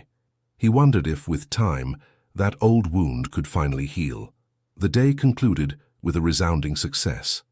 Orders for the Legacy collection exceeded all expectations, and the specialized press was already qualifying the presentation as revolutionary and a turning point in corporate transparency in the textile sector. When they finally left the exhibition center, it was already getting dark. Alejandro, Elena, Lucia, Javier, and Daniel decided to celebrate with an intimate dinner at a small restaurant in the center of Madrid. During dinner, as they animatedly conversed about the day's events, Alejandro observed the people gathered around the table. His family, both by blood and those whom fate had placed in his path, and he realized that, for the first time in a long time, he felt complete. The key that rested in his pocket, and the trunk he would open that very night with Elena, were the last link to close a circle that had begun decades ago, on a rainy morning, in a shared taxi with a mysterious woman who guarded a secret. The attic of the old Montero mansion was exactly as Alejandro remembered from his childhood, a spacious but cluttered area, where antique furniture covered with sheets, boxes with faded labels, and objects whose utility had been lost in time coexisted. The air smelled of dust and memories, of old wood and yellowed paper. Elena followed him in silence as Alejandro traversed the space with his phone's flashlight, searching for the trunk mentioned in his father's note. Despite having lived in the house all his life, he rarely went up to the attic. For years he had considered this space as a repository of the past, something not worth paying attention to. "It must be around here," he murmured, more to himself than to Elena. Father was methodical even in keeping secrets. Finally, in a secluded corner, under an old blanket, a dark wooden trunk with bronze fittings appeared. It wasn't particularly large, but it looked solid and well preserved. On the lock, a small metal plate with the initials SM engraved, Sofia Montero. Alejandro knelt in front of the trunk, feeling an emotion he hadn't expected. With slightly trembling hands, he inserted the key that Alberto had given him. It fit perfectly. With a soft click, the lock yielded. Before opening it, he looked at Elena, who had maintained a respectful distance. "Come closer," he asked her. "I want us to see it together." Elena knelt beside him, her shoulder slightly brushing his. That simple contact felt strangely comforting. With a decisive movement, Alejandro lifted the trunk's lid. The interior was organized with the same care that characterized everything related to his father. Folders labeled with dates, carefully stacked notebooks, photographs protected in paper envelopes. The first thing he took out was a photo album. Upon opening it, images of Villa Rosa in its splendor appeared before his eyes. The rose garden in full bloom, the terrace where they used to have tea, the studio where his mother painted and drew when weather permitted. And there they were, Eduardo and Sofia Montero, young and smiling with Alejandro and Javier, then children playing at their feet. In some photographs, a young woman also appeared whom Alejandro immediately recognized as Elena. Then in her 20s, full of life, helping with household tasks, but always with an air of dignity. "You were beautiful," he commented, showing her a photograph where she appeared serving lemonade in the garden. Elena smiled nostalgically. "So young and naive. Just arrived from my village, convinced that working for the Monteros was the opportunity of my life."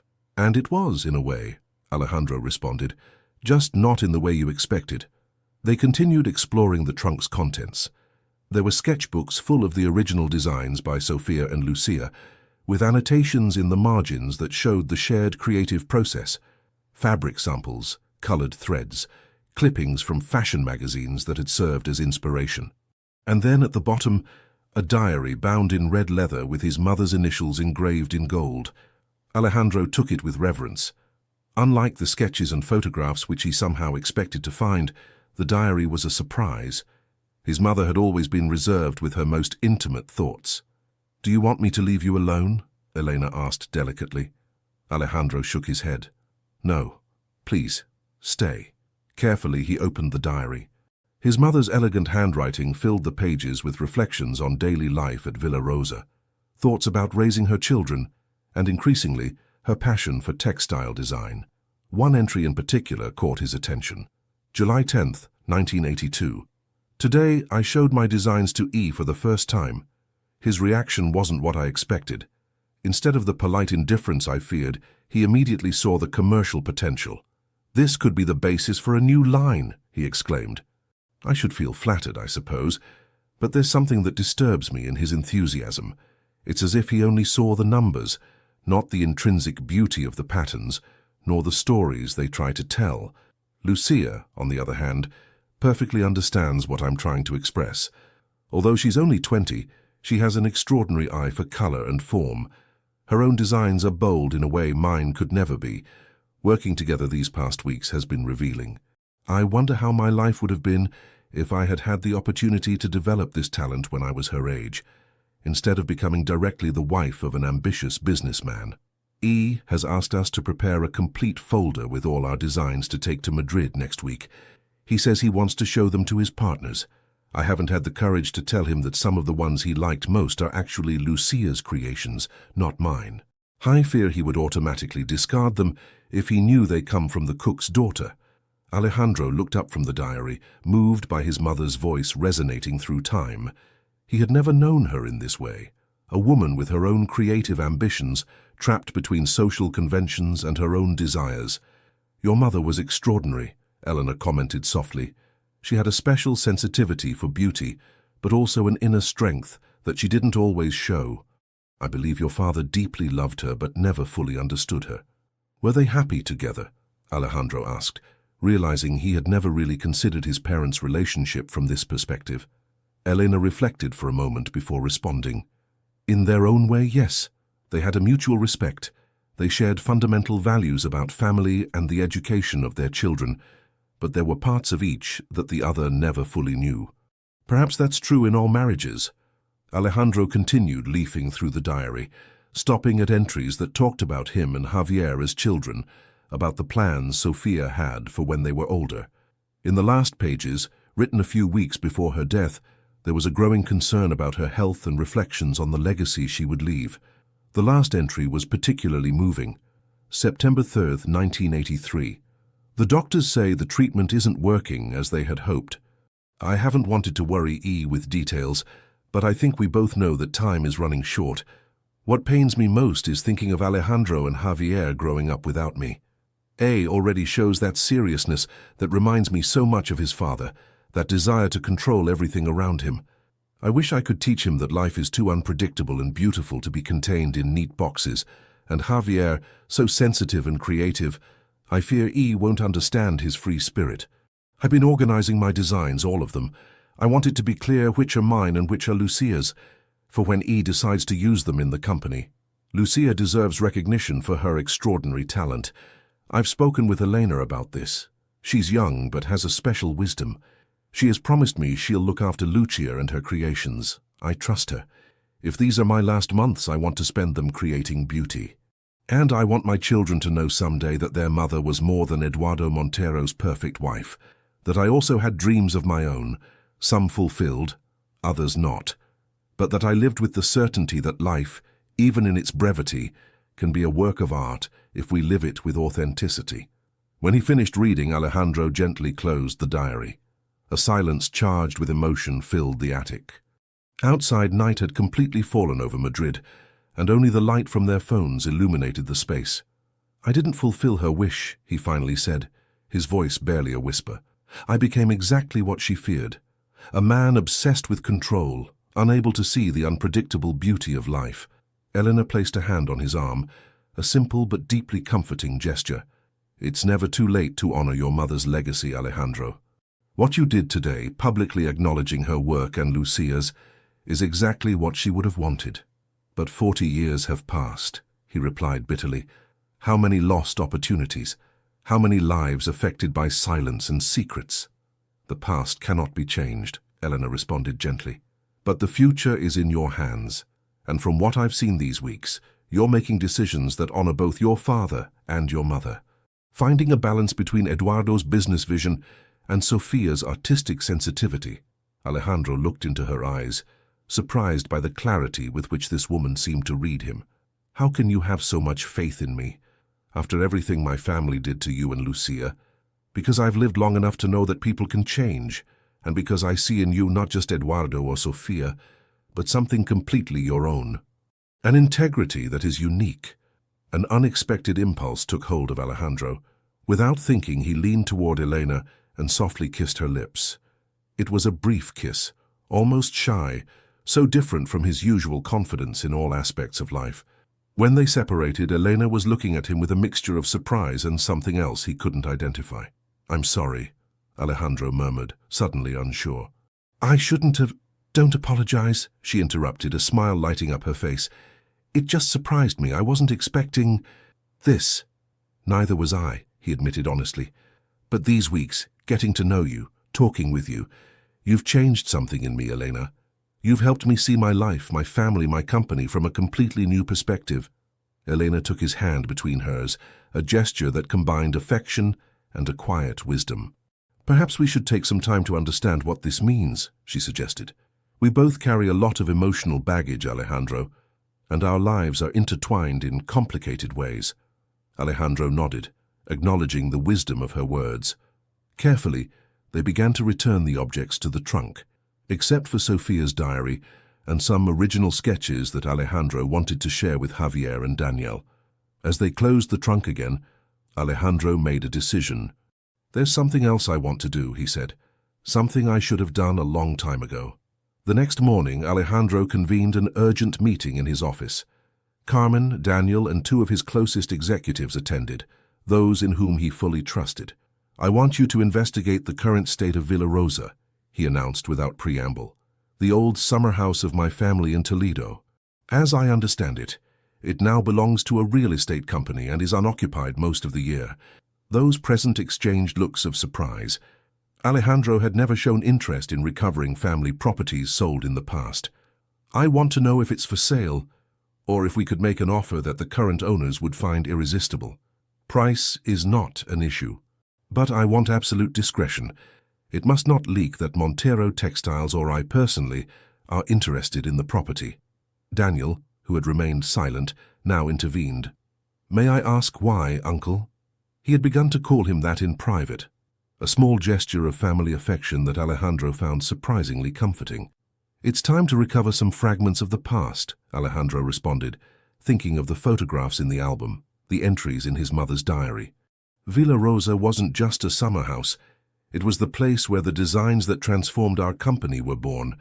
It's part of our history, and I believe it should be part of our future as well. What he didn't mention, what he barely dared to admit to himself, was that he was also thinking of Elena, of the possibilities that had opened between them the night before in the attic. Villa Rosa represented a new beginning, an opportunity to rebuild not just a family heritage, but also relationships that had been damaged by secrets and silences for too long. "I'll start immediately," Carmen assured, already taking notes on her tablet. "And there's something else," Alejandro continued. "I want to organize an exhibition at the city's textile museum. A complete retrospective of the Roots collection, showing the original sketches, the creative process, and officially acknowledging Sofia Montero and Lucia Duran as the true creators." Daniel nodded enthusiastically. "It's a brilliant idea.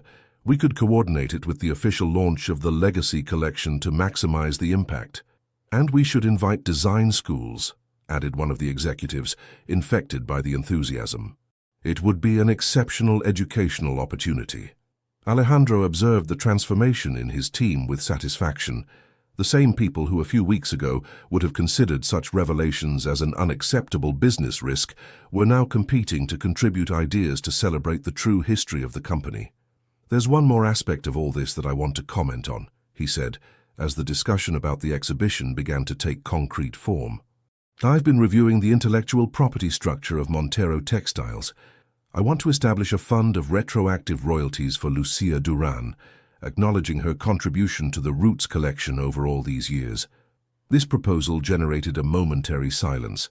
Carmen was the first to speak. "Do you have a figure in mind, Mr. Montero?"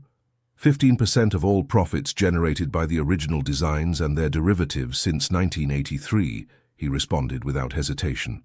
"With compound interest. Our legal and financial department will have to work out the details, but I want it to be generous and fair." Daniel whistled softly. "That could be a considerable sum." "It is," Alejandro confirmed. "But it's the right thing to do. We can't change the past, but we can do justice in the present." The meeting continued with logistical details, assignment of responsibilities, and deadlines. When it finally concluded, Daniel stayed behind to speak with his uncle in private. "Can I ask you a personal question?" he said once they were alone. Alejandro nodded, intuiting where the conversation was heading. "Is there something between you and my grandmother?" The question, though expected, caught him slightly off guard by its frankness. "Is it that obvious?" he responded with a resigned smile. "Only to those who know you. I've never seen you look at anyone the way you look at her." Alejandro leaned back in his chair, carefully considering his response. "Elena has entered my life like an unexpected storm, Daniel. She has turned upside down everything I thought I knew about my family, about the company, about myself, and in the midst of that chaos, I've found a clarity that I've never experienced before." "Do you love her?" Daniel asked directly. "I think so," admitted Alejandro, surprised by his own honesty. "But it's complicated. Our histories are so intertwined, there's so much shared past, but also so much mutual unfamiliarity. And the age difference—grandmother is 65, not 90, Daniel interrupted with a smile, "and she has more energy and vitality than many people of 40. It's not just that. There's also the public perception, the implications for the company." "Since when do you care about public perception more than your own happiness?" Daniel questioned. "The Alejandro Montero I knew a month ago would have rejected any revelation about the true origins of the Roots collection precisely because of these same concerns." Alejandro remained silent, struck by his nephew's insight. It was true. He was using the same arguments that he would have previously employed to maintain the corporate status quo. The difference was that now he didn't truly believe them. "What do you recommend, then?" he asked, in a rare moment of vulnerability. "Honesty," Daniel responded without hesitation, "with her and with yourself. Grandmother values authenticity above all else. And she's waited too long for someone to really see her as the extraordinary woman she is, not just as the director of a foundation or someone's grandmother." When Daniel left, Alejandro remained for a long time in his office, contemplating the city and reflecting on his nephew's words. Honesty had been an elusive value in the Montero family for too many generations. Perhaps it was time to break that pattern. The Toledo Winter Craft Fair was one of the most anticipated events on the region's cultural calendar. For a week, the cloisters of the ancient convent of San Juan de los Reyes filled with stalls where artisans from all over Spain exhibited their creations: ceramics, goldsmithing, leather goods, and of course traditional textiles. Alejandro had never attended, despite Montero Textiles sponsoring the event for decades. This year, however, he had decided not only to attend but to actively participate. Under his direction, the company had set up a space where master weavers from the region, many of them elderly people who had worked with traditional techniques all their lives, demonstrated their skills and taught interested visitors. The project had arisen from a conversation with Elena, who had commented that many traditional textile techniques were in danger of disappearing due to lack of interest from younger generations. "It doesn't make sense for Montero Textiles to celebrate its roots in tradition, while those same traditions are becoming extinct due to lack of support," Elena had said. And Alejandro, who increasingly valued her perspective, had turned that observation into a concrete project. Now, as he toured the fair stalls arm in arm with Elena, he felt a satisfaction that transcended the professional. The Montero Textiles space was packed, with visitors of all ages fascinated by demonstrations of techniques such as bobbin lace, Toledo embroidery, and weaving on traditional looms. "It's been a resounding success," commented Elena, observing how Dolores, the elderly master weaver, was patiently teaching a young girl to handle a small loom. "Look how many young people are interested." "It was all your idea," Alejandro responded, gently squeezing Elena's arm. "I just provided the resources." Elena smiled, a gesture that Alejandro had learned to value more and more. A good team, then. They had grown accustomed to this new dynamic between them, a growing but contained intimacy, expressed in small gestures, deep conversations, and a mutual understanding that seemed to grow day by day. Since that night in the attic, they hadn't directly spoken again about that impulsive kiss, but both were aware that something fundamental had changed in their relationship. As they continued their tour, Alejandro noticed that Elena stopped abruptly in front of a small stall dedicated to antique textiles. Her gaze was fixed on one particular piece, a silk shawl with an intricate pattern in tones of blue and gold, displayed on a black velvet cloth. "What is it?" asked Alejandro, intrigued by her reaction. "This design," Elena murmured, approaching to examine it better. "It's one of the first that Lucia created, the summer we worked at Villa Rosa. It never made it to the final collection, but I remember seeing it in her sketches." The elderly proprietor of the stall, who had been discreetly observing them, intervened. "You have a good eye, ma'am. This piece is unique, created more than 40 years ago by a local workshop that no longer exists. I found it at an antiques auction a few months ago." Alejandro examined the shawl with greater attention. Indeed, though different from the patterns that finally constituted the Roots collection, there was something in its design that seemed familiar, a combination of traditional geometries with stylized naturalistic elements that was characteristic of Lucia's work. "Is it for sale?" he asked. The old woman nodded. "Everything in my stall is, although I should warn you that this piece has a considerable price due to its rarity and state of preservation." Alejandro didn't even ask the price. He took out his credit card and handed it to the woman. "We'll take it," he said simply. Elena looked at him, surprised. "Alejandro, it's not necessary." "I want you to have it," he interrupted gently. "It's part of your family's history, part of what Lucia created before her designs were incorporated into Montero textiles. It belongs to you." The old woman, who had caught part of the conversation while processing the payment, now looked at them with renewed interest. "May I ask who you are?" she inquired as she carefully wrapped the shawl in tissue paper. Alejandro was about to respond with an evasion when Elena spoke. "I'm the mother of the original designer of this pattern," she said with simplicity but pride. "And he is Alejandro Montero of Montero Textiles." The old woman's eyes opened with surprise. "Montero Textiles. I've read about you in the newspaper recently. Something about recognizing the true designers of your most famous collection." "Exactly," confirmed Alejandro. "In fact, we are organizing an exhibition about it at the Textile Museum in Madrid. We'd love to include this piece, if you agree," he added, addressing Elena. "Of course," she responded without hesitation. "It belongs to the history we're recovering."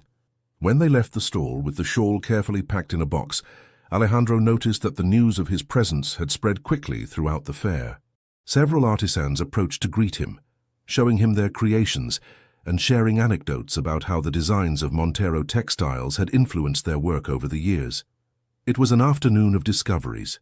Through conversations with these master artisans, Alejandro began to understand the true dimension of his company's legacy beyond the purely commercial aspects.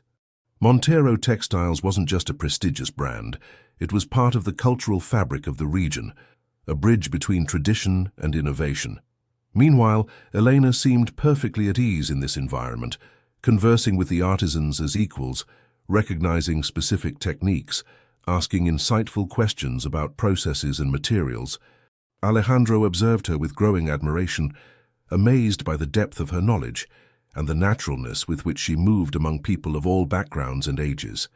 At the end of the afternoon, as the fair began to close, they sat in a small cafe next to the cloister, enjoying tea and tranquility after such an intense day. "Thank you for the shawl," Elena finally said, caressing the box that rested beside her. "It's a very meaningful gift." "It's the least I could do," Alejandro responded. "And speaking of meaningful gifts, there's something I want to share with you." With a certain solemnity, he took an envelope from his jacket and handed it to Elena. "What is this?" she asked, intrigued. "Open it and find out." Inside the envelope was a photograph, a digital print of an elegant country house surrounded by gardens, with a characteristic rose parterre at the main entrance.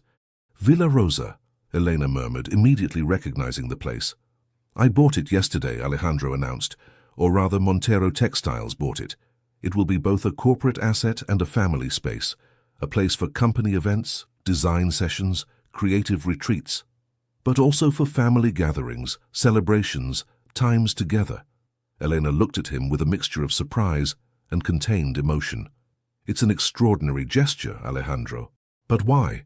"Because it's time to reconcile the past with the present," he responded with simplicity. "Villa Rosa was where it all began, where my mother and Lucia created together, where Javier and Lucia fell in love, where you entered our lives. It's a place of connection, not just of separation as it has been for all these years." Elena remained silent for a moment, processing the magnitude of this gesture. "When can we visit it?" "It still needs some renovations, but I thought we could all go together in the spring. You, Lucia, Javier, Danielle, everyone who is part of this shared history. It will be like closing a circle," Elena reflected, her eyes shining with emotion. "Returning to the place where everything began, but with a new perspective, with the truth finally acknowledged." Alejandro took her hand on the table, a gesture he now made naturally. "There's something else I wanted to tell you," he began, feeling a nervousness uncharacteristic of him.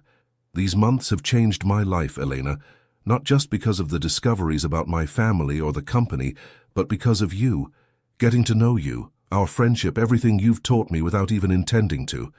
Elena gently squeezed his hand, encouraging him to continue. "I've realized that at 42 I've never felt for anyone what I feel for you," continued Alejandro, the words now flowing more easily. "It's something that goes beyond affection or attraction. It's a connection I didn't know was possible. And I wanted you to know regardless of what you decide to do with this information. A silence settled between them, not uncomfortable, but charged with possibilities. Finally, Eleanor spoke. Fate has a peculiar sense of humor, don't you think? Of all the people we could have connected with, the universe decided to intertwine our paths in this most improbable way. And is that good or bad? Asked Alejandro, genuinely uncertain of her answer.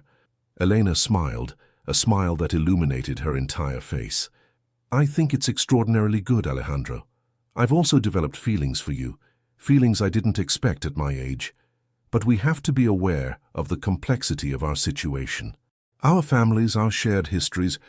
I know, Alejandro nodded. I'm not suggesting we rush anything. I just wanted to be honest with you, as Daniel wisely recommended. Elena raised an eyebrow, surprised. You spoke with my grandson about your feelings for me? Alejandro laughed, slightly embarrassed. Actually, he brought up the subject. It seems I'm not as discreet as I thought. Young people always surprise us, Eleanor commented affectionately. And you're right. Honesty is the best path. We've spent too many years living among secrets and half-truths. As they finished their tea, they silently agreed to give themselves time, to allow their relationship to evolve naturally, without pressures or predefined expectations. What they had shared that afternoon was a beginning, not a conclusion. As they left the cafe, the winter dusk was tinting Toledo gold and shadows. Alejandro, in a spontaneous gesture, offered his arm to Eleanor, who accepted it naturally.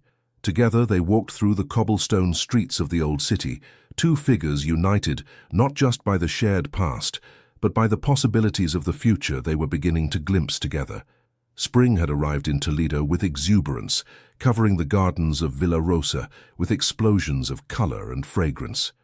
The roses that gave the property its name bloomed in carefully restored beds, according to old photographs, creating a spectacle that rivaled the most vivid memories of those who had known the estate in its original splendor. Alejandro had personally overseen the renovation of the property, carefully balancing the preservation of its historical character with modern needs. The result was a harmonious fusion of eras, the original wooden floors polished to recover their shine, the moldings restored with artisanal precision, but also a discreet home automation system, solar panels hidden on the roof, and a design studio equipped with the latest technology in the space that formerly occupied the conservatory. Today was a special day, the official reopening of Villa Rosa, which coincided with the formal launch of the Sofia Montero Foundation, a new initiative that Alejandro had created to foster talent in textile design among young people from disadvantaged backgrounds. Guests were beginning to arrive, parking their vehicles in the area set up next to the main entrance. Among the first to appear were Lucia and her husband Manuel, accompanied by their two younger children, Laura and Carlos. Daniel would arrive later, directly from a business meeting in Madrid. Alejandro received them at the entrance, dressed in an elegant, casual outfit that reflected the semi-formal nature of the event. Lucia, Manuel, welcome, he greeted, warmly shaking their hands. And you must be Laura and Carlos. Daniel has told us a lot about you. Laura, a young woman of 20 with the same artistic talent as her mother, observed the house and gardens with fascination. It's exactly as Mom described it, she commented, her gaze capturing architectural details with an expert eye. Even better. Your mother spent important moments of her youth here, Alejandro responded. I'm glad the whole family can now enjoy this space. As he guided them to the back garden, where an informal cocktail would be served before the main ceremony, Alejandro noticed the contained emotion on Lucia's face. For her, returning to Villa Rosa after so many years must be a particularly intense experience, loaded with both happy and painful memories. Are you all right? He asked discreetly, as Manuel and the children went ahead to admire the restored fountain in the center of the garden. Lucia nodded, struggling to contain her tears. It's like a dream, Alejandro. I never thought I would step foot in this place again. And now I'm here, with my family, invited by you. It's as if the universe has finally decided to bring order to our intertwined lives. I hope so, he responded sincerely. There's been too much disorder for too long. Little by little, the garden filled with guests. There were key members of the Montero textiles team, including Carmen and Isabel Mendez. the oldest residents of the town, who remembered the Montero family from decades ago, representatives from design schools that would collaborate with the new foundation, and of course members of both families, the Monteros and the Durans, finally reunited in the place where their stories had first crossed. Elena had insisted on helping with the preparations, despite Alejandro having hired professional staff for the event. He found her in the kitchen, giving final instructions about the tea service, which would be held on the terrace after the ceremony. "Everything has to be perfect," she explained, when he questioned why she wasn't enjoying the cocktail. "It's too important an occasion." "It's already perfect because we're all together," Alejandro responded, gently taking her arm. "Come, there's someone who wants to greet you." He led her to the garden where Alberto Vega, his father's old partner, waited in a wheelchair, accompanied by his nurse. At 78, Alberto had recently suffered a mild stroke that had affected his mobility, but not his sharp intelligence nor his sharp tongue. "Elena Duran," said the old man when he saw her approach. "As elegant as always, and I see you still have the Monteros eating out of your hand." Elena smiled, accustomed to Alberto's acid humor. "And you're still the same old grouch as always, Alberto. I'm glad to see some things never change." To Alejandro's surprise, the two elderly people seemed to genuinely enjoy their conversation, sharing memories of the old days at Villa Rosa and anecdotes about Eduardo Montero that Alejandro had never heard. "Your father was a genius for business, but a disaster for human relationships," Alberto confided to him when Elena momentarily moved away.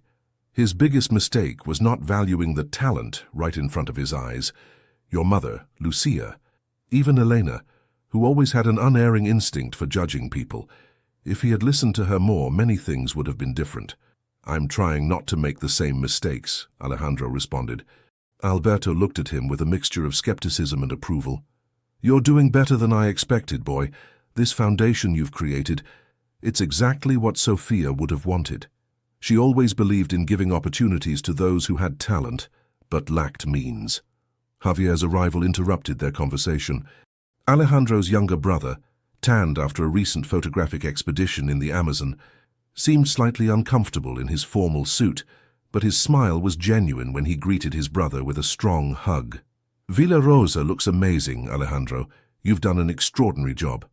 "I have a talented team," Alejandro responded modestly. "And you, how was the expedition?" Javier, visibly animated, always enthusiastic when talking about his work. "Fascinating. We documented riverside communities that maintain ancestral textile techniques, using natural dyes and local fibers. In fact, I brought some samples that I think will interest you for the new sustainable collection." As the brothers conversed, Alejandro noticed that Javier's gaze frequently drifted toward Lucia, who was animatedly chatting with some guests on the other side of the garden. Although both had maintained a cordial relationship since the reunion in Barcelona, it was evident that there was an unresolved tension between them. "Have you spoken with her today?" Alejandro asked discreetly. Javier shook his head. "I just greeted her when I arrived. Her husband is always nearby, and I don't want to create an uncomfortable situation. Manuel seems like a good man. Daniel speaks very highly of him." "He is," confirmed Javier with a sad smile. "He's been an extraordinary father to Daniel and a good husband to Lucia. Much better than I would have been probably with my nomadic lifestyle and obsession with work." Alejandro considered the irony. Both he and his brother had taken refuge in work, though in diametrically opposite ways. He building a corporate fortress around himself, Javier constantly escaping, always on the move, capturing the ephemeral beauty of the world through his lens. Daniel's arrival, accompanied by Victoria, caused some surprise among the guests. Alejandro had invited his ex-wife as part of the negotiations for the collaboration between both companies, but he hadn't expected them to arrive together. "I hope you don't mind," Daniel apologized as he approached to greet his uncle. "We coincided in Madrid and decided to share a car." "Of course not," Alejandro responded, courteously kissing Victoria on the cheek. "I'm glad you could come. I wouldn't miss the opportunity to see the famous Villa Rosa restored for anything," commented Victoria, observing the property with a critical eye. "You've done a splendid job, Alejandro. You always had good taste for architecture and interior design." Daniel excused himself to greet his family, leaving Alejandro and Victoria momentarily alone. "So that brilliant young man is your nephew," commented Victoria. The Montero genetics are extraordinary. He has the same eye for business as you, but combined with a social sensitivity that you acquired recently. Daniel is exceptional, agreed Alejandro, deliberately ignoring the slight provocation. He'll be leading the collaboration project with Herrera Textiles, so you'll be working closely together. Victoria smiled enigmatically. We've already had several preliminary meetings. He's a formidable negotiator. He learned from the best. And speaking of formidable people, her gaze turned toward Elena, who was approaching them. Your special friend. Victoria, I'm glad you could come, interrupted Elena, extending her hand with natural elegance. Alejandro has told me a lot about you, and the interesting collaboration you're planning. The two women studied each other with the polite intensity of two strategists evaluating an opponent. Alejandro, caught in the middle, observed the interaction with some apprehension. To his surprise, Victoria smiled with genuine warmth. The pleasure is mine, Elena, and I must congratulate you on your influence on Alejandro. In 5 years of marriage, I couldn't get him to show half the interest in social or cultural issues that he has developed in the few months he's known you. Elena responded with equal frankness. I think the credit is more his than mine. Alejandro always had these concerns, he just needed to rediscover them. When Victoria moved away to greet other guests, Alejandro looked at Elena with amazement. What just happened? I expected, I don't know, some kind of tension or discomfort. Elena laughed softly. Women don't always compete for a man's attention, Alejandro.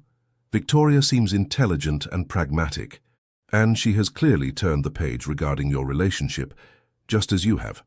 Before he could respond, Daniel announced it was time to begin the official ceremony. The guests headed to an area of the garden where rows of chairs had been arranged in front of a small podium. Behind, a canvas covered what everyone assumed would be a commemorative plaque. Alejandro took his place at the podium, suddenly aware of the historical importance of the moment. Not just for Montero Textiles as a company, but for all the people gathered there, whose lives had been shaped, for better or worse, by decisions made in this very property decades ago. Welcome to Villa Rosa, he began, his voice firm but charged with emotion. For some of you, this is a return, for others, a first visit.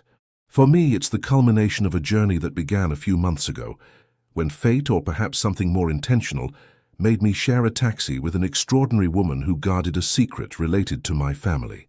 He paused, looking for Elena among the audience. She returned an encouraging smile from the front row, where she was seated next to Lucia and Javier. That chance encounter triggered a series of discoveries that forced me to question everything I thought I knew about my family, about Montero Textiles, even about myself. I learned that the history I had taken for granted was incomplete. That the success of our company was built not just on my father Eduardo Montero's business vision, but also on the creative talent of my mother, Sofia, and Lucia Duran, whose contributions remained unacknowledged for too long. A murmur of approval ran through the audience. Lucia, visibly moved, squeezed her husband's hand. Villa Rosa was the setting where it all began, Alejandro continued. Here, during a few summers in the early 80s, my mother and Lucia created together the designs that would become the backbone of Montero Textiles. Here, friendships, loves, and ideas that would transform lives were born. And here is where today we want to honor that legacy and build a new future. With a gesture, he indicated for Daniel to join him at the podium. His nephew, elegant in a navy blue suit, positioned himself at his side with evident pride. The Sofia Montero Foundation, which we officially inaugurate today, has a dual objective, explained Daniel, taking the relay. First, to preserve and document traditional textile techniques that are in danger of disappearing, and second, to provide education and opportunities to talented young designers who lack the resources to develop their full potential. It will be a bridge between the past and the future, between tradition and innovation. Alejandro resumed speaking. This foundation is our tribute to all the hands that have woven the history of Montero Textiles, especially those that remained in the shadows. It is our commitment to authenticity, transparency, and justice, and it is our investment in the future of Spanish textile design. With another gesture, he invited Elena and Lucia to join them at the podium. When all four people were gathered, Alejandro continued, Now I would like to ask Lucia Duran, co-creator of the iconic Roots collection, and Elena Duran, whose wisdom has guided this process of reconciliation with our history, to unveil the commemorative plaque that will mark the rebirth of Villa Rosa as a creative and educational center. As Elena and Lucia removed the canvas, revealing an elegant bronze plaque, applause resonated throughout the garden. Restored and reopened in 2025.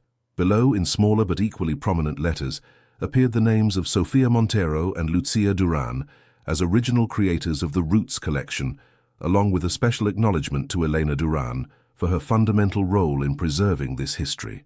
The ceremony continued with brief speeches from Lucia, who shared memories of those creative summers, and from Laura, Lucia's youngest daughter, who as a fine arts student spoke emotionally about what it meant to her to discover this family and professional legacy. The inscription, simple but powerful, read, "Villa Rosa Creative Center and headquarters of the Sofia Montero Foundation, in honor of all the hands that have woven our history and those that will weave our future." As the guests dispersed again throughout the garden, now with glasses of champagne to toast to the foundation's success, Alejandro noticed that Javier had slightly withdrawn from the group, observing everything from a distance. He approached his brother, concerned. "Everything all right?" Javier nodded, though his expression contradicted the gesture. "I'm just processing all this. It's a lot to assimilate in one day. Seeing Lucia here with her family, with the family we could have formed together if I had had more courage." "Don't be too hard on yourself," Alejandro advised. "You were young and father exerted a powerful influence over all of us." "You would have stood up to him," Javier replied with a sad smile. "You were always the strong one of the two." "I'm not so sure. If you had seen how I've lived these past years, repeating exactly the same patterns as him, prioritizing the company above everything else, avoiding genuine emotional connections." Javier placed a hand on his brother's shoulder. "But you've changed. You've had the courage to question the entire legacy, to acknowledge the mistakes, to try to repair them. I've just been running away, capturing the beauty of the world through my camera, but without daring to create beauty in my own life." The brothers remained silent for a moment, each absorbed in their own reflections. Finally, Javier spoke again. "I've been thinking about staying in Spain for a while, maybe establishing a more permanent base here, continuing to travel for specific projects, but having a place to return to." "I'd love that," Alejandro responded sincerely. "And I think Daniel would too. He'd like to get to know his father better. Do you think it's possible after so many years? If there's one thing I've learned these past months, it's that it's never too late to reconnect, to heal, to build something new on the foundations of the past." As the brothers returned together to the celebration, Alejandro felt a strange sensation of fullness. Villa Rosa, once again, was fulfilling its purpose, not just as a physical space of beauty and creativity, but as a place where human connections could flourish and renew, where the broken threads of the past could be rewoven into more harmonious patterns.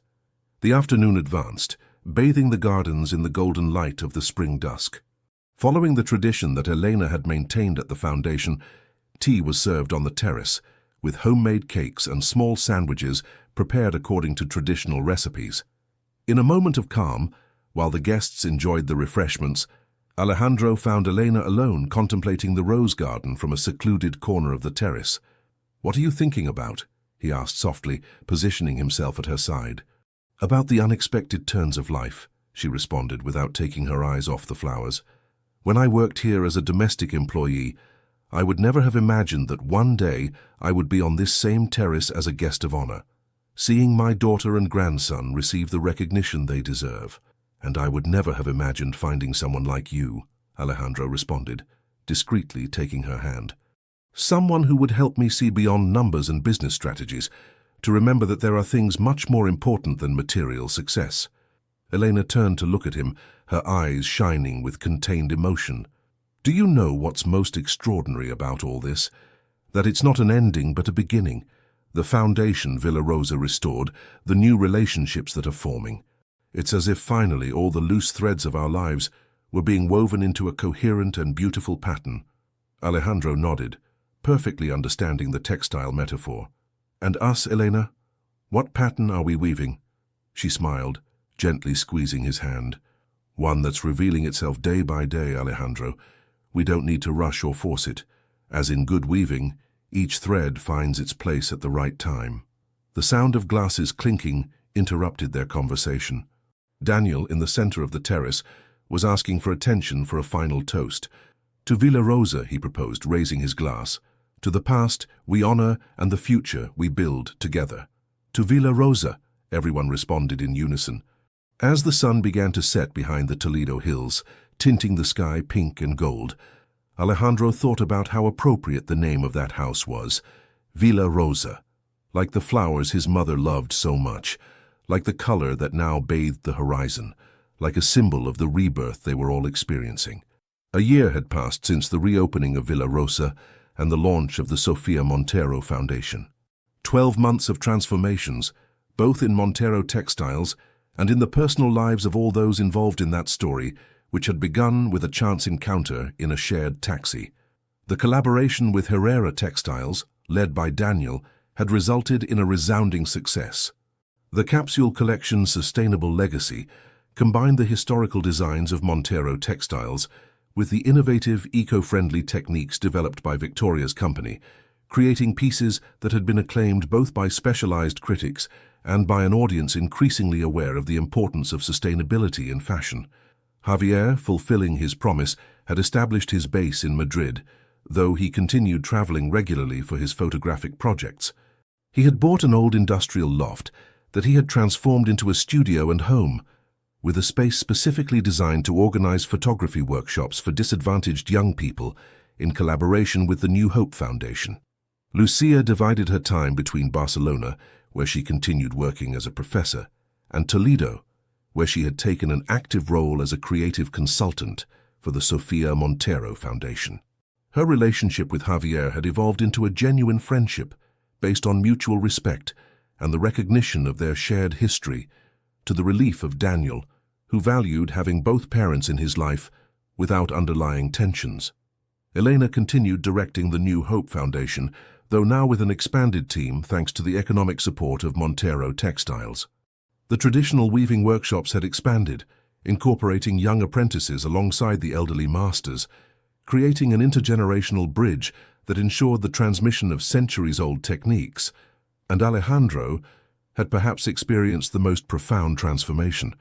He continued leading Montero Textiles with the same determination and strategic vision as always, but now from a more human and balanced perspective.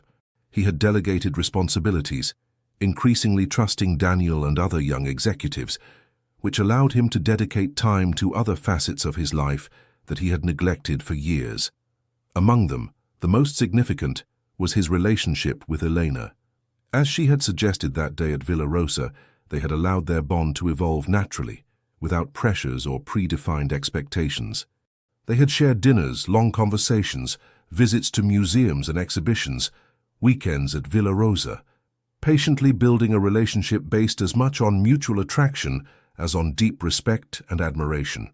Today was a special day.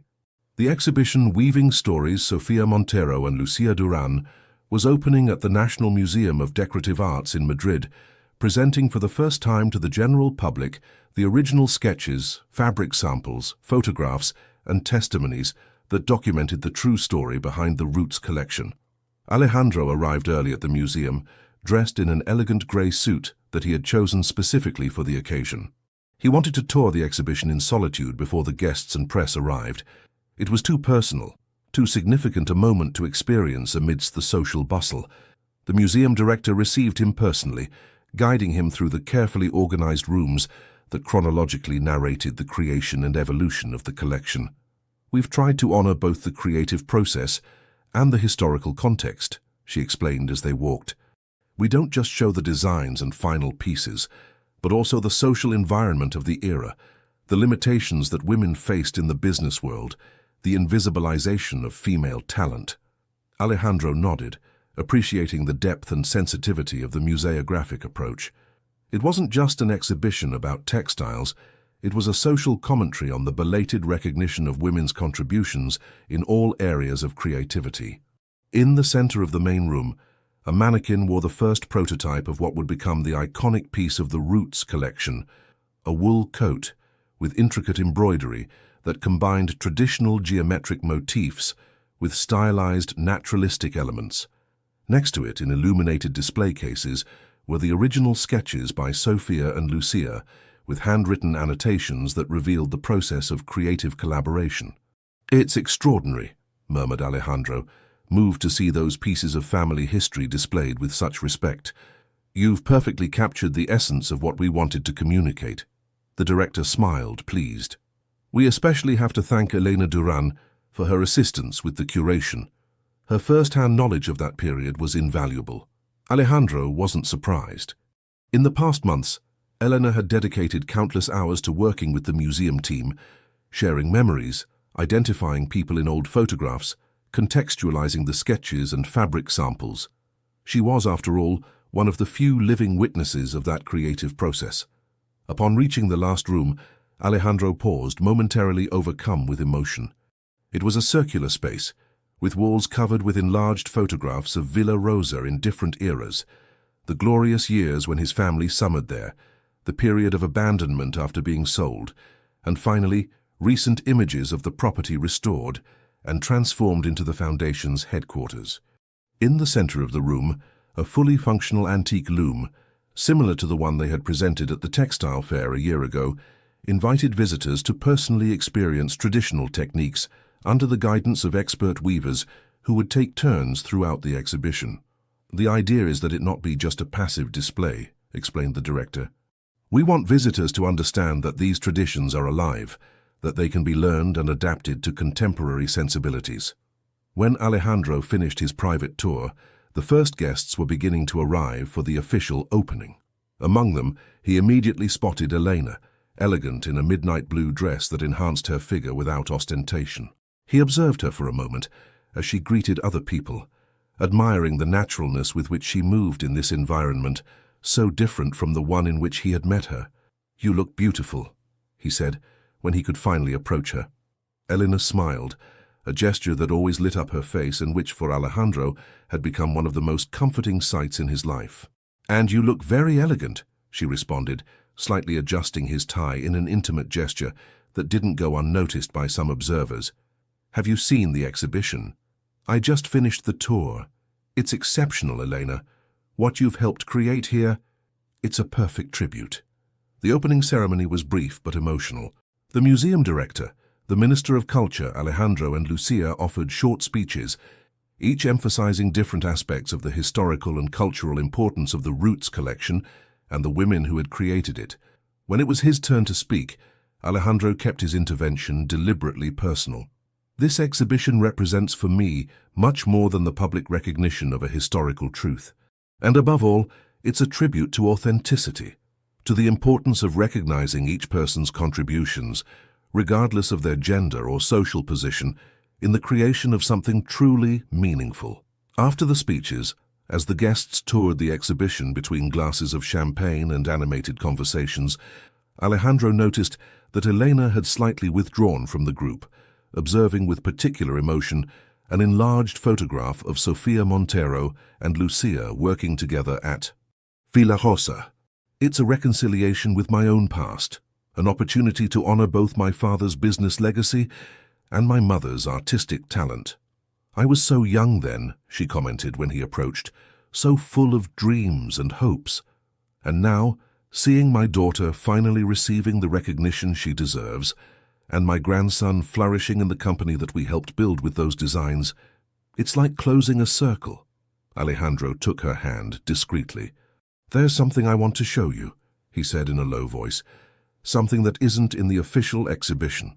He led her to a small adjacent room, separated from the main route by a red velvet curtain. It was an intimate space, softly illuminated, with a single display case in the center. "The director allowed me to create this space as a personal tribute," explained Alejandro as they approached the display case. Inside, on a blue silk cushion, rested an object that Elena immediately recognized. The old silver locket she always carried with her, the one containing the photograph of Lucia with baby Daniel. "Alejandro," she murmured, confused. "How?" "It's not yours," he clarified with a smile. "It's an identical one that I had made specifically for this occasion. A symbol of the family tradition you mentioned, of always keeping close what you love most. With a gesture, he invited her to open the display case. Eleanor, with slightly trembling hands, lifted the crystal lid and took the locket. Upon opening it, she found a tiny photograph that left her momentarily speechless. It was of herself, discreetly captured during one of the working sessions at Villa Rosa, smiling with a serene expression while contemplating the garden. "When?" she began to ask. "I took it a few months ago when you weren't aware," admitted Alejandro. "I wanted to capture that particular expression you have when you're at peace, completely present in the moment." Elena closed the locket and held it in her hand, visibly moved. "It's a precious gift, Alejandro." "It's more than a gift," he responded, taking her hands in his. "It's a declaration."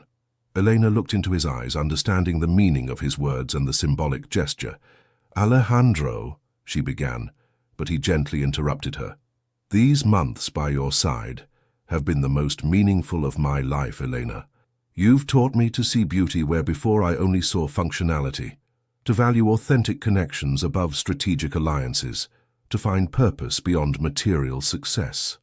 And although we began this relationship with the intention of letting it evolve naturally, without pressures, I think the time has come to express what I feel with total clarity.